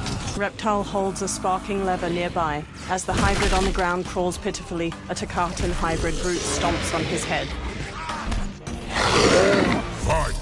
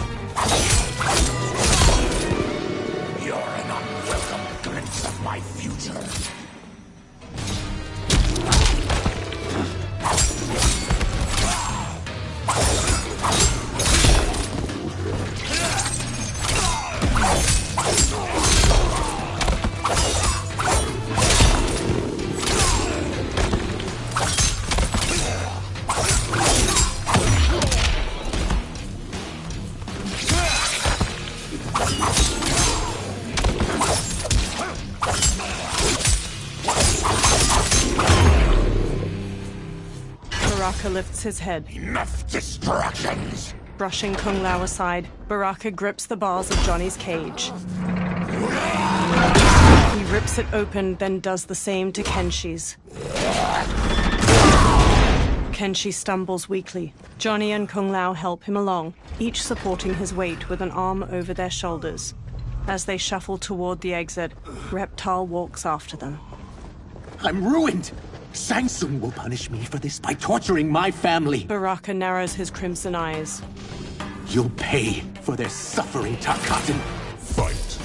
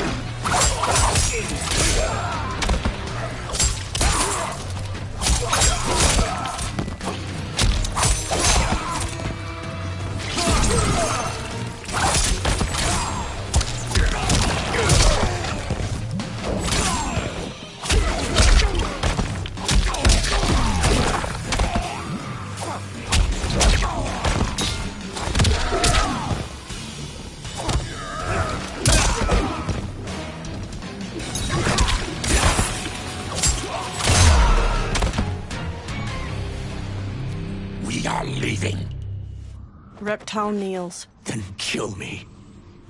If I die, maybe you'll spare my family. No, I won't murder you. It's mercy, not murder. Not that what I've done deserves yours. You were protecting your family. I would have done the same. His mask now removed, Reptile stands with sadness in his eyes. Through magical dust, Shang Tsung appears and frowns at the dead hybrids. What has happened here? Johnny takes up Sento and stands with Baraka and Reptile. Shang Tsung points sharply at Reptile. Sizoth, you fool. You let them ruin everything. We're going, sorcerer. And we're taking you with us. Liu Kang would like a word. I cannot be apprehended so easily. Shang Tsung conjures clouds of green gas. Yeah, I got a bad feeling about this. I bid you all farewell. Cheer up, Sizoth. I'm reuniting you with your family. They're dead? You killed them? Many moons ago. I do hate loose ends. Reptile's lips curl into a snarl, and he charges the sorcerer, but Shang Tsung disappears in a magical dust cloud. We gotta get out of here. Green gas fills the room as Reptile tries the door. What's wrong? The door must have sealed when the gas was released. Baraka strides toward the door. Stand aside. Test your might.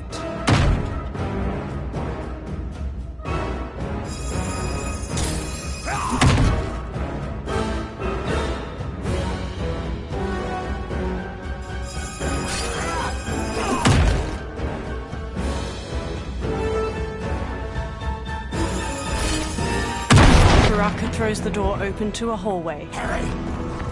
Follow me. This way. Johnny and Kung Lao support Kenshi. Leave me. I'll just slow you down. What? Shang Tsung finds you, he'll kill you. Look at me, Cage. I'm useless. Don't risk your lives to save mine. Hey, you are not giving up. The Tyra need you, remember? We are gonna get back home and figure out how to help you. Got it? Baraka and Reptile march ahead, leading the way out of the laboratory and into a bright, clear day. They make their way into a lush forest. We can't linger. We'll be captured. We need help getting Kenshi to the portal at Sundo. I can take you only to the city's gate. Tarkatans are forbidden inside. I'll see you the rest of the way. It's the least I can do to make amends. Reptile trudges on. Dozens of trees have tall faces carved into their trunks. Kenshi walks with a hand on Johnny's shoulder. God, this reminds me of Wicked Planet. We had this forest in the second act? The Manticore battle. Yes! It was a pain to shoot, but man, did it come out epic. I can picture it exactly. Kenshi and Johnny smile. This is the living forest. Aren't all forests living, Baraka? No others have trees that house the souls of the dead. Whoa, wait a tick. We're talking ghosts? Good ones, not evil. You guys know anybody in here? Some distant relatives. You will find no Zaterrans. Why not? Warmbloods don't welcome us. So we keep to ourselves, living underground in Sikander province. Then how did you meet Shang Tsung? That I could take human form made me a freak among my people. I was terrorized and run out, starving and beggared. I joined a traveling carnival. Turned out there were many who would pay good money to see my gift. Back then, Shang Tsung was a huckster. We crossed paths and he saw what I could do. When he began to learn real sorcery, he asked to study me. When I declined, he took my family hostage. Well, that's an offer you can't refuse. He is dangerous, and he has plans. He, General Shao, Rain, they are conspiring. To do what? I can't say for certain. I've only overheard fragments. The group freezes. Reptile transforms into a green lizard with a thick tail and elongated arms. He and Baraka charge into a clearing where a woman dressed in white fights off demons. Her pale skin contrasts her dark lips and all-black eyes, while red scarification zigzags up her forehead. She twirls with a jagged Chris sword, slicing skillfully at the demons. She stabs the last one, then spots Reptile and Baraka. Quan Chi sends more demons? Wait! We're not! Feathery white wings appear on her back as she charges and kicks Reptile. Baraka squares up. With each of you I kill, my absolution grows nearer. Shedding your blood brings me closer to the light. Fight!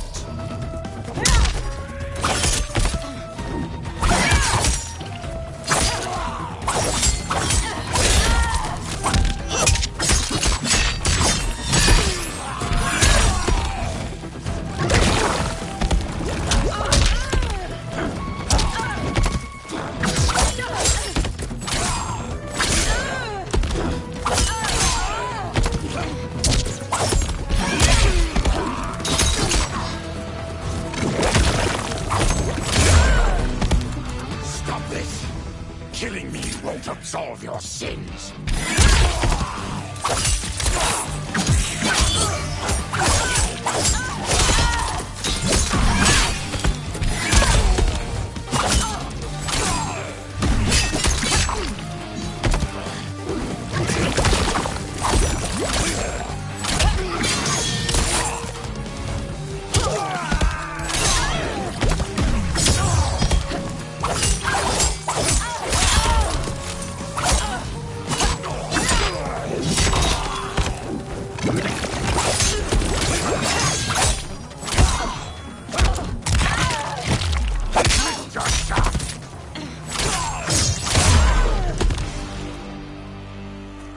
Whoever you are, we are not demons. Eyes narrowed, the woman picks up her sword. If not demons, what are you?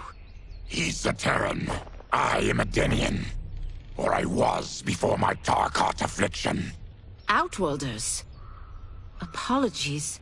I'm glad I've caused neither of you permanent injury. Kung Lao treads cautiously into the clearing past a demon's head. Kenshi, led by Johnny, crinkles his nose. What is that? Just keep swimming. So, who's our femme fatale? I am Ashra, demon of the Netherrealm. Demon? You look human, mostly. And what's a Netherrealm? The monks covered that with us. Did you sleep through every lesson? That one, apparently. Netherrealm's hell, but real. No shit. I appear nearly human, because I've purged most evil from my soul. When I'm done, the last vestiges of my demonic form will fade away. Why were the demons after you? They were sent by Quan Chi, my former master. I was part of his Sisterhood of Shadow. He wanted, still wants, dominion over the realms. I renounced him when I realized that I could not help him defile them. And now he wants you dead. Precisely. She smirks. I followed Quan Chi from the Netherrealm here. He's building devices that steal souls on a mass scale. He's testing the first on the dead that reside in the forest. Why steal souls, Ashra? To harness their power. To what end, I don't know. But I do know that it's to aid the designs of another sorcerer. Shang Tsung. Johnny glances at Kenshi. Damn it. That guy's everywhere. You're sure Quan Chi is here? My Chris senses him. Her sword. He's nearby. Nope, no. We're getting you home. We have a job to do. Quan Chi could lead us to Shang Tsung. Your Liu Kang is right. Shang Tsung's a danger that must be dealt with. I will aid you. As will I. Well, I guess the eyes have it. Motion carries. Ashra, lead the way. Johnny gestures magnanimously. With a friendly smile, Ashra leads them deeper into the living forest. Ashra's jagged Chris sword glows white as they walk onward. Quan Chi is close. The emanations of his evil grow stronger. That is a powerful weapon. And my perfect ally. As I smite the evil it finds, I am further purified. Now I've done steps, so I'm all for self-help. But since when does a demoness want to be less evil? I had spent eternity damned to the Netherrealm. I had assumed that's all there was to existence. But then I saw Earthrealm, saw Outworld, saw there was a better way to live, and that to have it, I needed to cleanse my soul. My sister demons were furious at my change of heart. Kia and Jataka were the first to hunt me. Ashra frowns. Quan Chi is also a demon? Actually, he's an Outworlder. But he mastered the dark magic needed for unfettered travel to my realm. A large insect hovers near Reptile's face. His tongue flicks out to catch it, and he hastily stuffs its spindly legs into his mouth. Any idea how he buddied up with Shang Tsung? They share a common benefactor. She plucked them both from obscurity, taught them everything they know. I've never met her, but there's no question that she is a sorceress beyond compare. The Chris sword glows brightly, emanating a golden aura. Quan Chi is near. Quan Chi stands on a wood platform where a twisting statue of skulls glows with green light. 4 onlookers hold red gemstones. I am ready for your contributions. A woman with bat-like wings steps forward. Ornate silver finery weaves along her thighs and midriff. Excellent, Nitara. I need yours as well. A Saidan man with black hair and deep scars on his chest looks up. Darius and I have been thinking, sorcerer. Do not try to renegotiate, Havoc. We need proof that you'll deliver. That he's delivered for Natara's Vaternians is all the proof you need. Serena's right. Because of Quan Chi's magic, my realm's people are no longer poisoned by sunlight. We've finally escaped the shadows. Rest assured, the spells you will receive will bring down Order Realm's government. When will we have them, Quan Chi? After the attack on Earthrealm, which could be called off if the Soul Stealer's efficacy isn't demonstrated promptly. The Saidan man Havoc hesitates as the green glow looms behind them. He hands over the gemstone to Quan Chi. Quan Chi's eyes widen. Nearby, Ashra steps forward from her new companions. Their gazes are all fixed on the platform. Well, this plot just got thicker. Earthrealm is in grave danger. Just one Soul Stealer can kill hundreds of thousands. If he unleashes a battery of them, millions will die. He must be stopped. I will deal with Quan Chi. The 4 of you subdue the others. Whoa there, big fella. This stops where you get off. Johnny stops Kenshi. You heard her. Millions could die. Which is why we don't want you tripping us up out there. Now, give me your sword. Why? Just give it. A small smile tugs at Johnny's lips. Kenshi hesitantly removes the sword from his back and offers it to Johnny. Johnny takes it, then replaces it with the sword Sento. Kenshi grips its black scabbard tightly. What? I can't. Not when You've saved my life. It's yours. Johnny fixes him with a serious look and touches his shoulder. Kenshi squeezes Sento, thumbing its golden detailing. At the Soul Stealer, Quan Chi casts green magic from his hands. Natara spots Ashra's group charging in. Quan Chi! They stop before the platform as Quan Chi turns. Yet again, you evade capture, Ashra. And now it appears you've found allies. We are joined against you, sorcerer. You won't be stealing any souls. Ashra flourishes her sword and charges in. Natara flies forward to meet her, slashing with red claws. Baraka bowls into havoc, and they brawl with clenched fists. Kung Lao kicks at the demon woman Serena, who parries him with swift ease and counters with a gut punch. Johnny exchanges blows with Darius, a Seder man with dark umber skin and orange sunglasses. Ashra manages to slice Natara's arm. That blade's enchanted. It was forged to destroy evil. It's slain many of your vampire kind. We can't help what we are. That we feed on blood doesn't make us evil. Fight!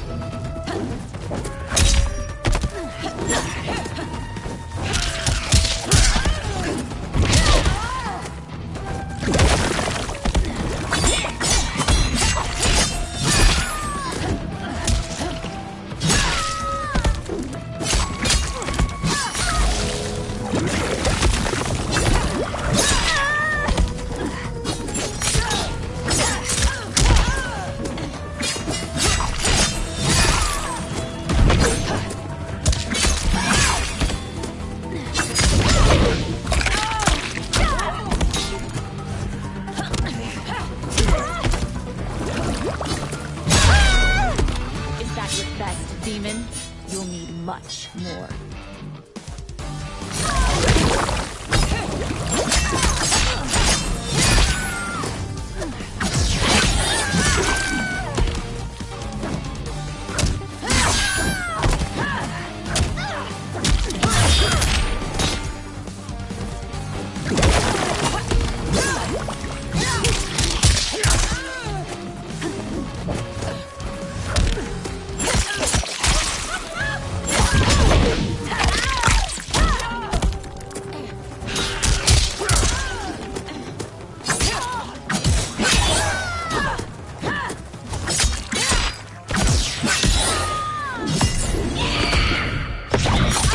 The attacker punches the victim airborne, then grabs their ankles to slam them down. Natara kicks her victim upward, then stabs her claws through their neck before slamming across the floor.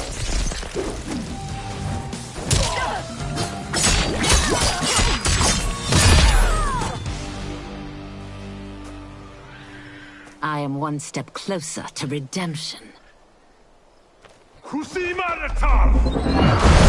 Twisting green light erupts from the Soul Stealer and spirals toward the sky. Dozens of ghosts, translucent skeletal figures, fly from the trees toward the Soul Stealer.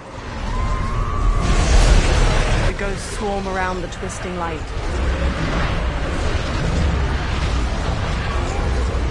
Johnny gazes up at the ghosts with the others, all awash with pallid green light. My God, it's a tornado. The forest withers and rots as the faces carved into the trees turn skeletal. Quan Chi conjures green light in his palms, then lifts them overhead.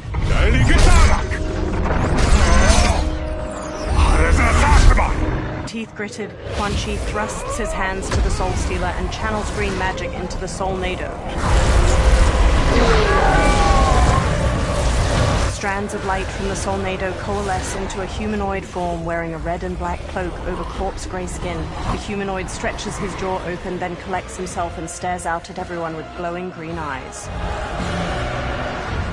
The humanoid raises his hands while floating in front of the Soul Stealer. Ashra narrows her eyes at him.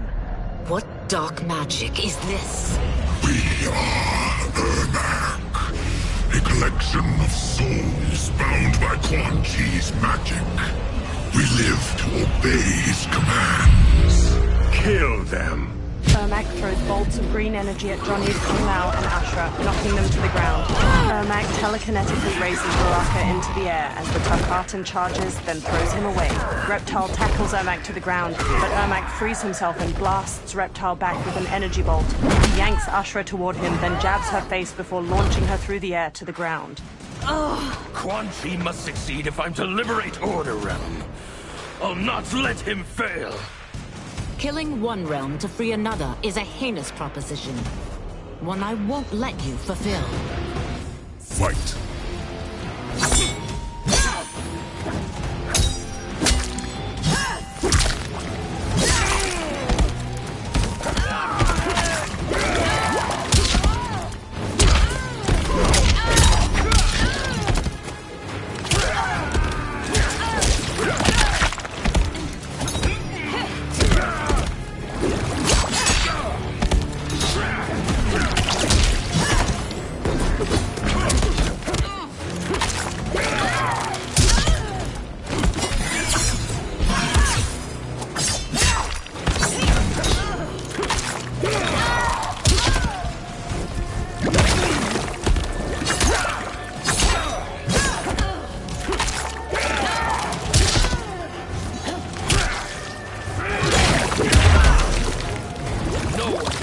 In my way. Not even you.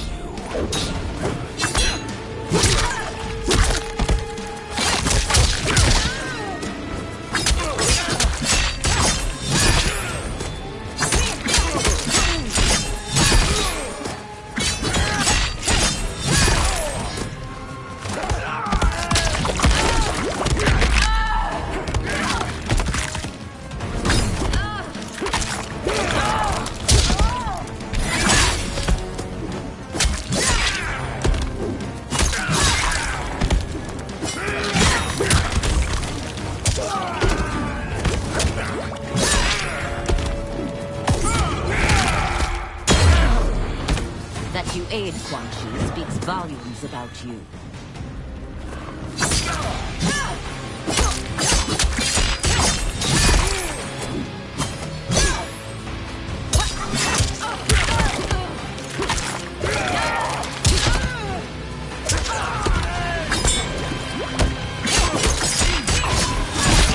To the left.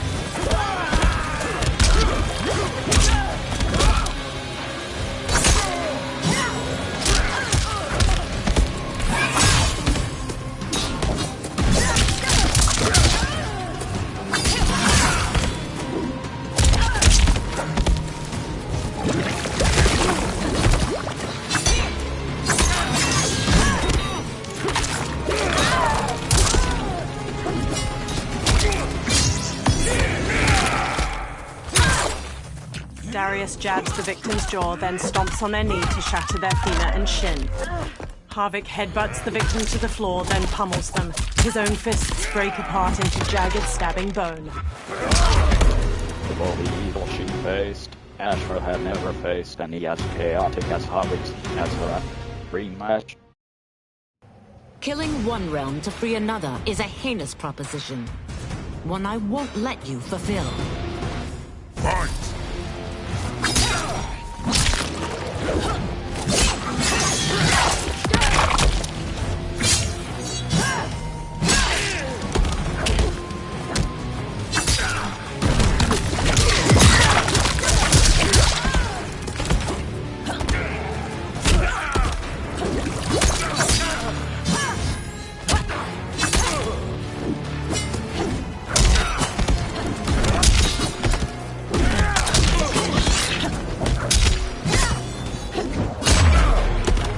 You aid Quan Chi speaks volumes about you. You were greedy.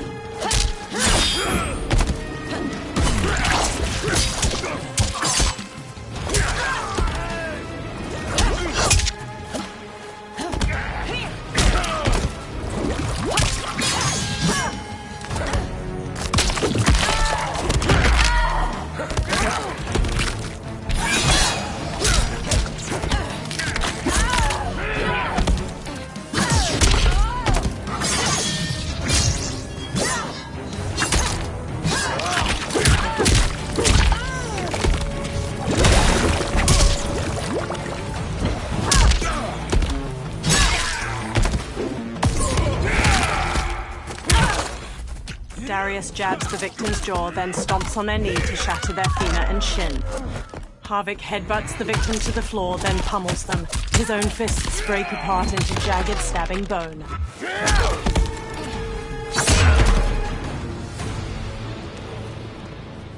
Take your chaos elsewhere.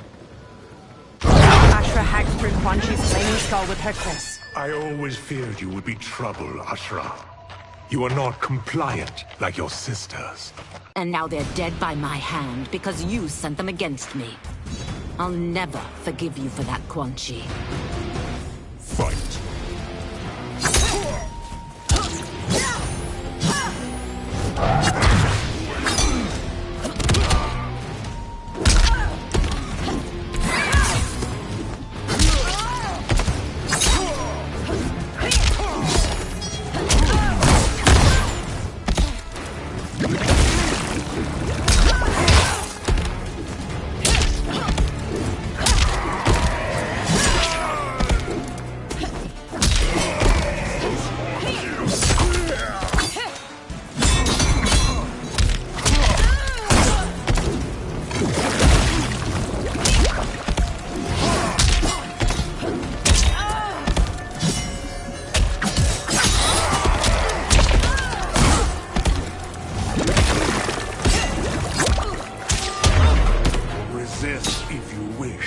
But soon you will join your sister.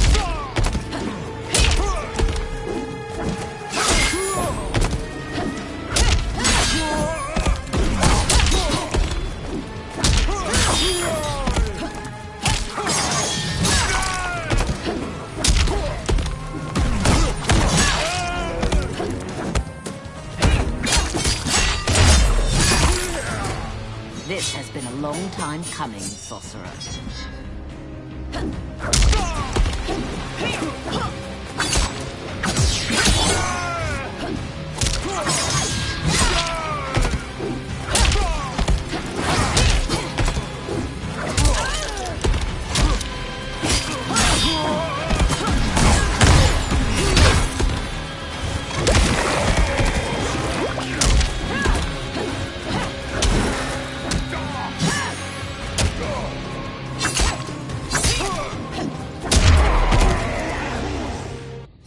Ashra scowls. When I'm finished here, I will finish you. She flings her Chris at Ermac. He stops it telekinetically. Ashra grabs the Chris and slashes at him. Ermac weaves around her attack, then blasts her back. Johnny kicks his head, then Ermac smacks his face, making him stumble away. Ashra spins while slashing at Ermac. He evades her, then slams Reptile into the ground as he charges. He levitates Ashra into the air and hammers her down. She lies inert.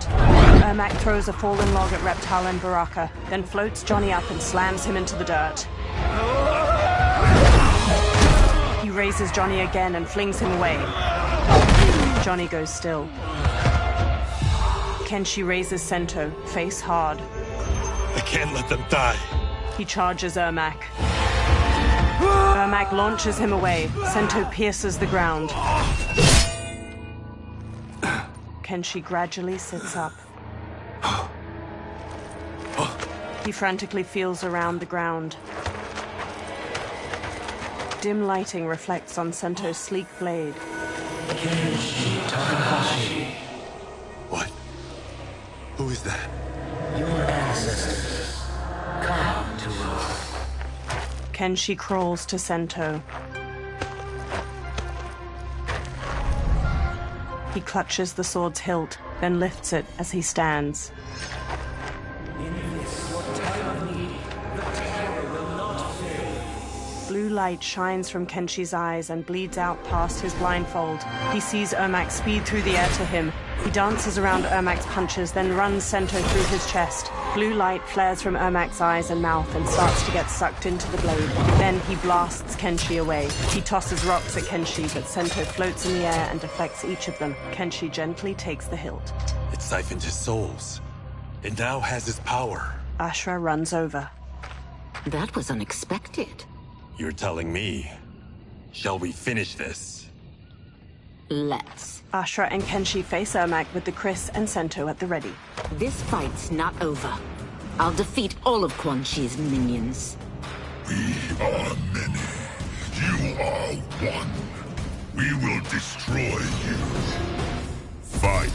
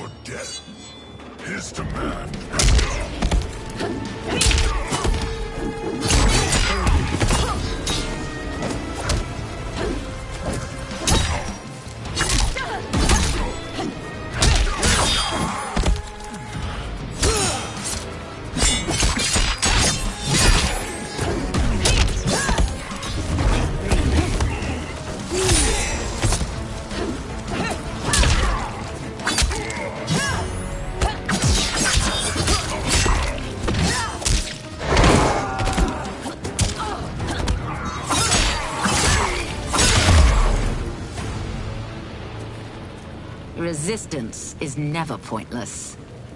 We are many. You are one. We will destroy you. What's wrong with him? Kombat must have weakened the magic that binds his souls together. Sinel, I'll find you. Ermac sags to the ground. What was that?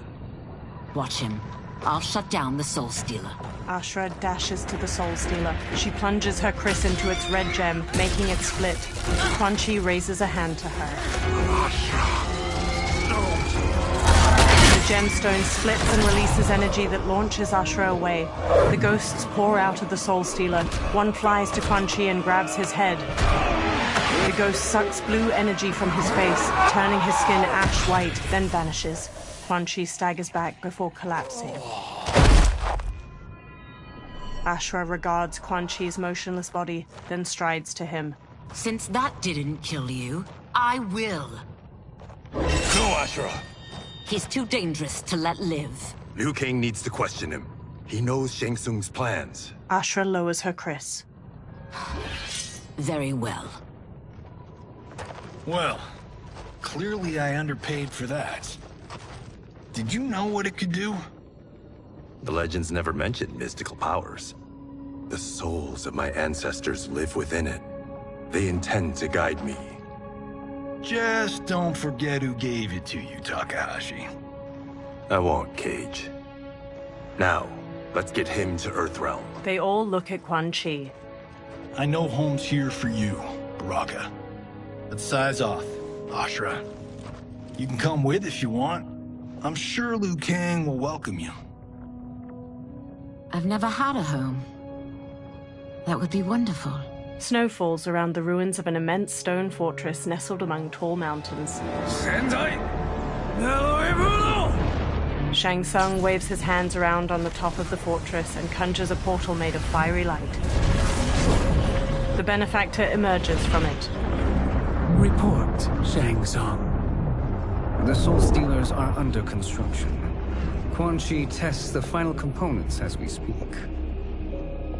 And the army will obey your every command, once it's been fed sufficient souls. I've also conceived a plan to break the Lin Kuei away from Liu Kang. Instead of defending Earthrealm, they will betray it. Excellent. You have learned quickly, Shang Tsung. And well, you will soon reap the bounty of what you've sown. He beams.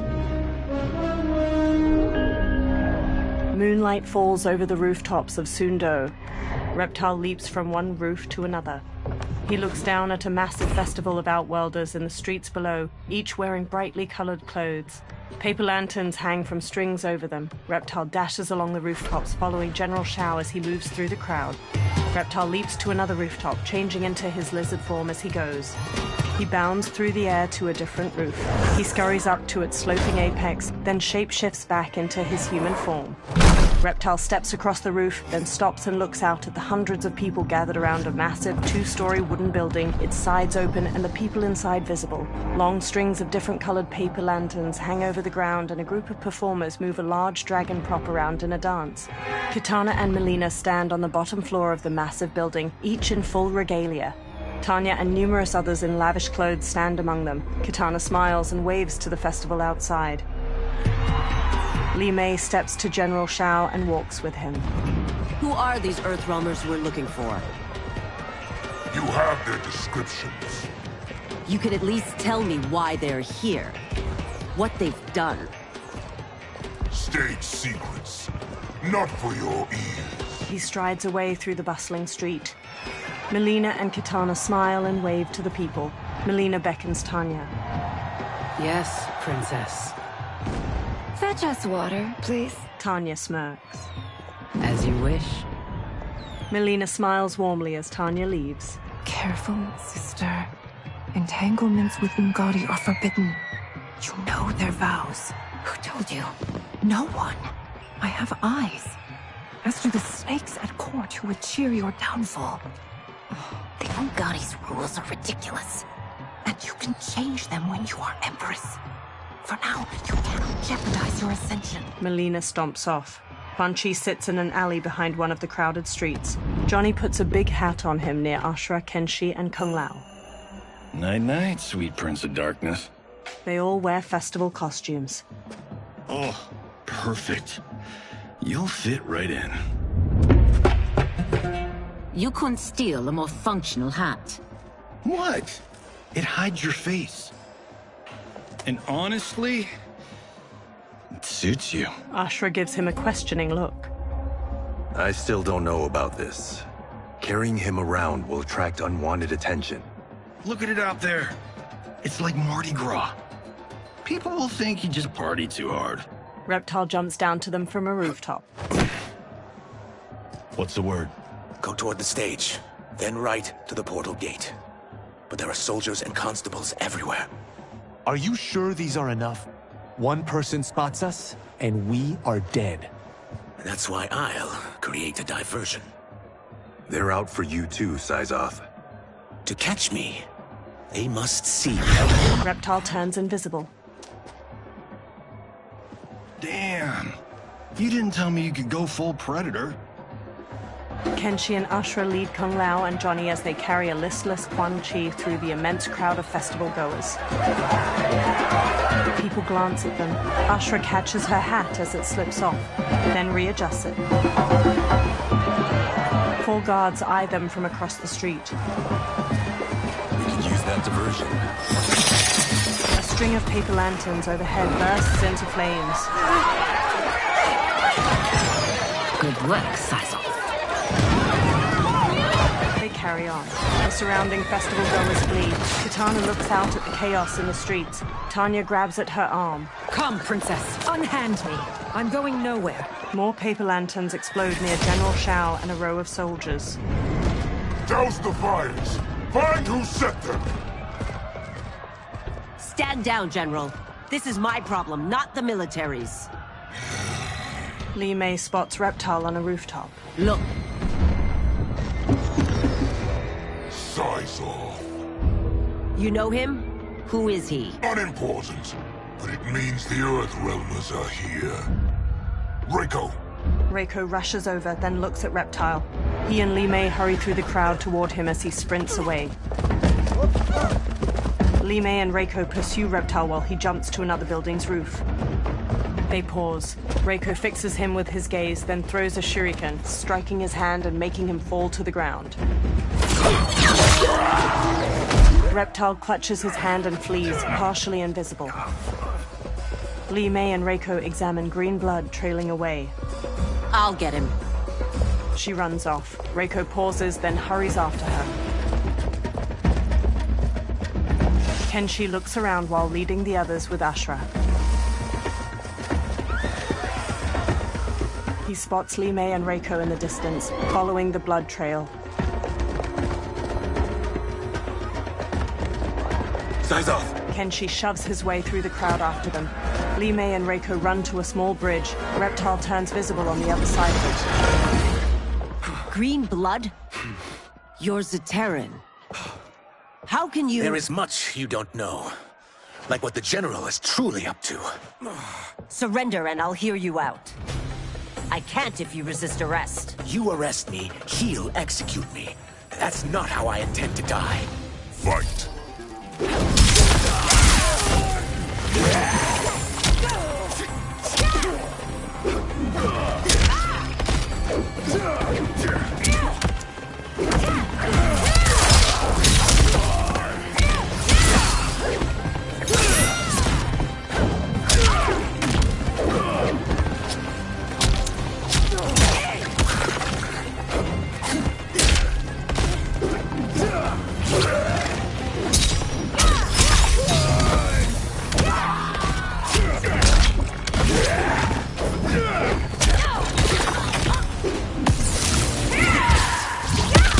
The attacker punches the victim airborne, then grabs their ankles to slam them down. Li Mei conjures a giant lion head made of energy. She leaps, twists the victim's neck, and throws them into the lion's maw. You've one last chance to surrender. For your sake, take it.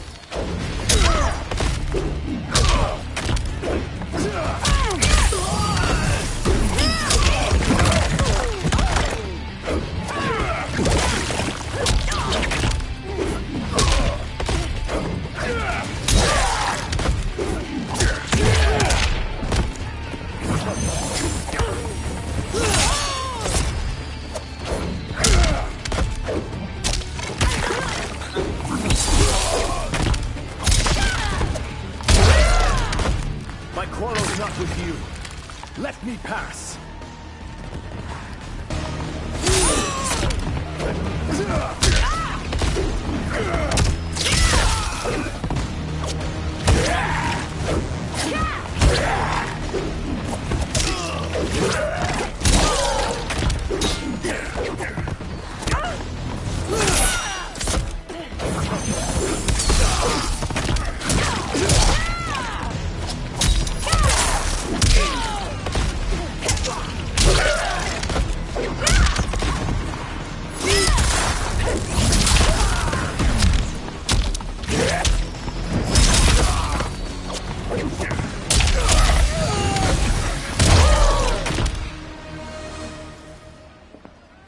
Know that I am sorry for disturbing Sundo's peace.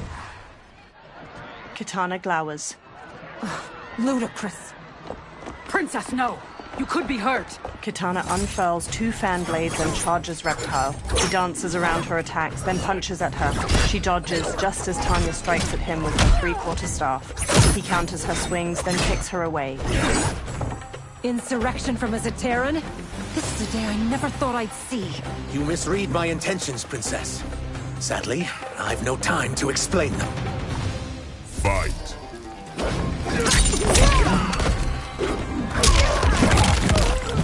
Know your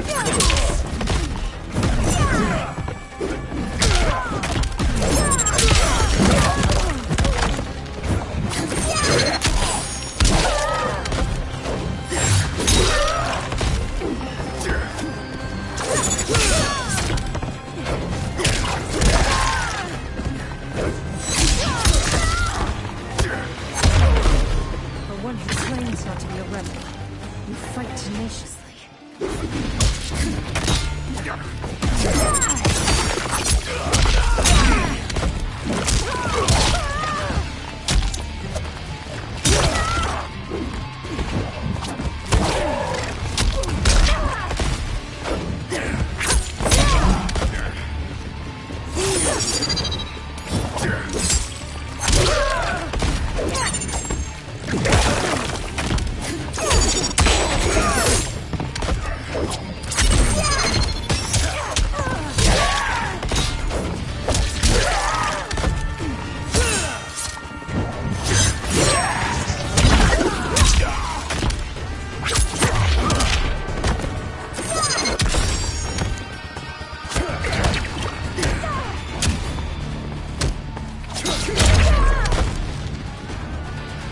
Soon, you will know the truth. Tanya gets to her feet. She throws off an Umgadi priestess trying to help her up. Take the princess and go. My fight's not with her, or you. It is now that you've laid your hands on her. I will take your life as punishment. Fight!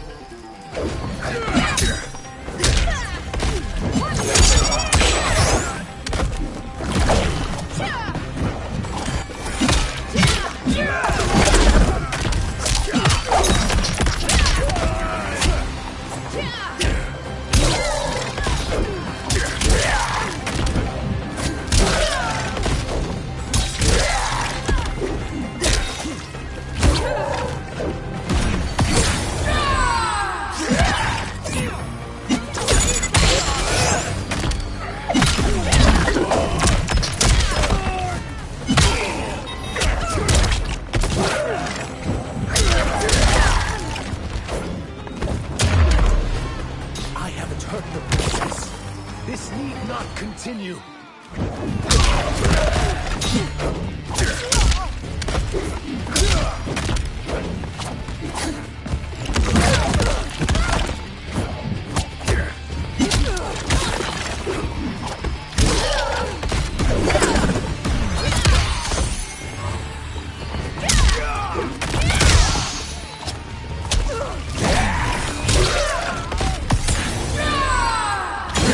The attacker jabs the victim with 3 strikes, then knocks them away with an elbow to the head. Tanya bolts forward, leaving her staff lodged in the ground. She leaps to kick the victim's face through the staff.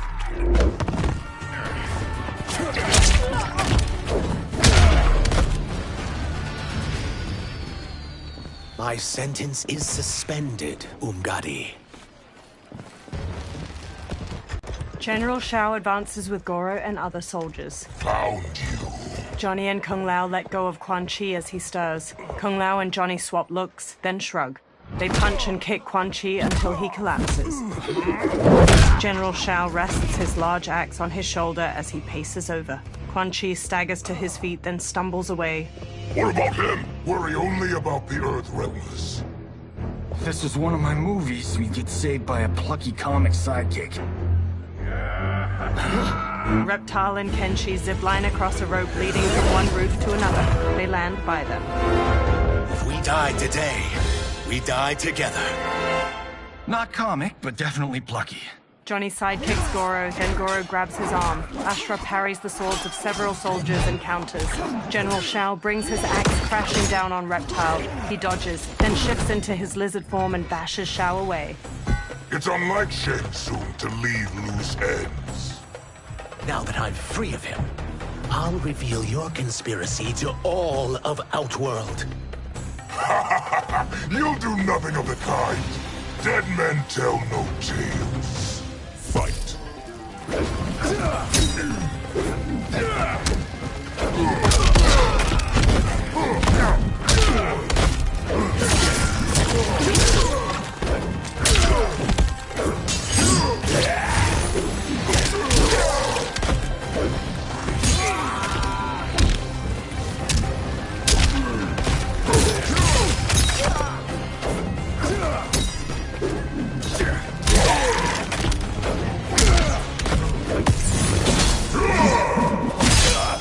Goro wallops the victim in the face, then pulls both arms apart to rip them out of their sockets. He headbutts the victim.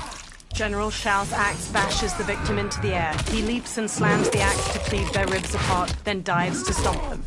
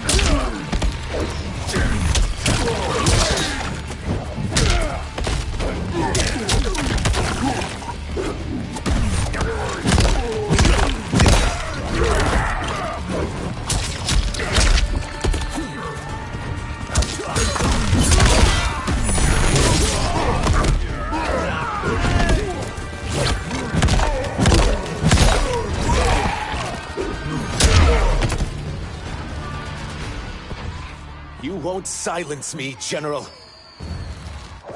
Kenshi, Johnny, Kung Lao, and Ashra knock down the remaining soldiers. More soldiers rush over. We must go. Now! Johnny punches Goro as he gets up, then flees. A portal opens by Liu Kang's temple. Kung Lao, Ashra, Reptile, Johnny, and Kenshi hurry out of it. They turn back to the portal, fists raised. It shuts. Liu Kang approaches from behind. Johnny, Kenshi, Kung Lao, you have safely returned. He looks at Kenshi. By the Elder Gods. We had a run-in with Princess Melina's inner demons. She took my sight, but Sento, in its own way, restored it. I am glad that Sento bonded with you. Though my hope was that the means would be different this time. This time? Forgive me, Kenshi. I misspoke. Go. The monks will tend to your wounds. We found Shang Tsung, but he got away. I can see why you're twitchy about him. He's neck deep in some serious shit. Rest. Eat. Then we will discuss. Can I also get a martini? Shaken, not stirred? Liu Kang smiles. I'm sorry.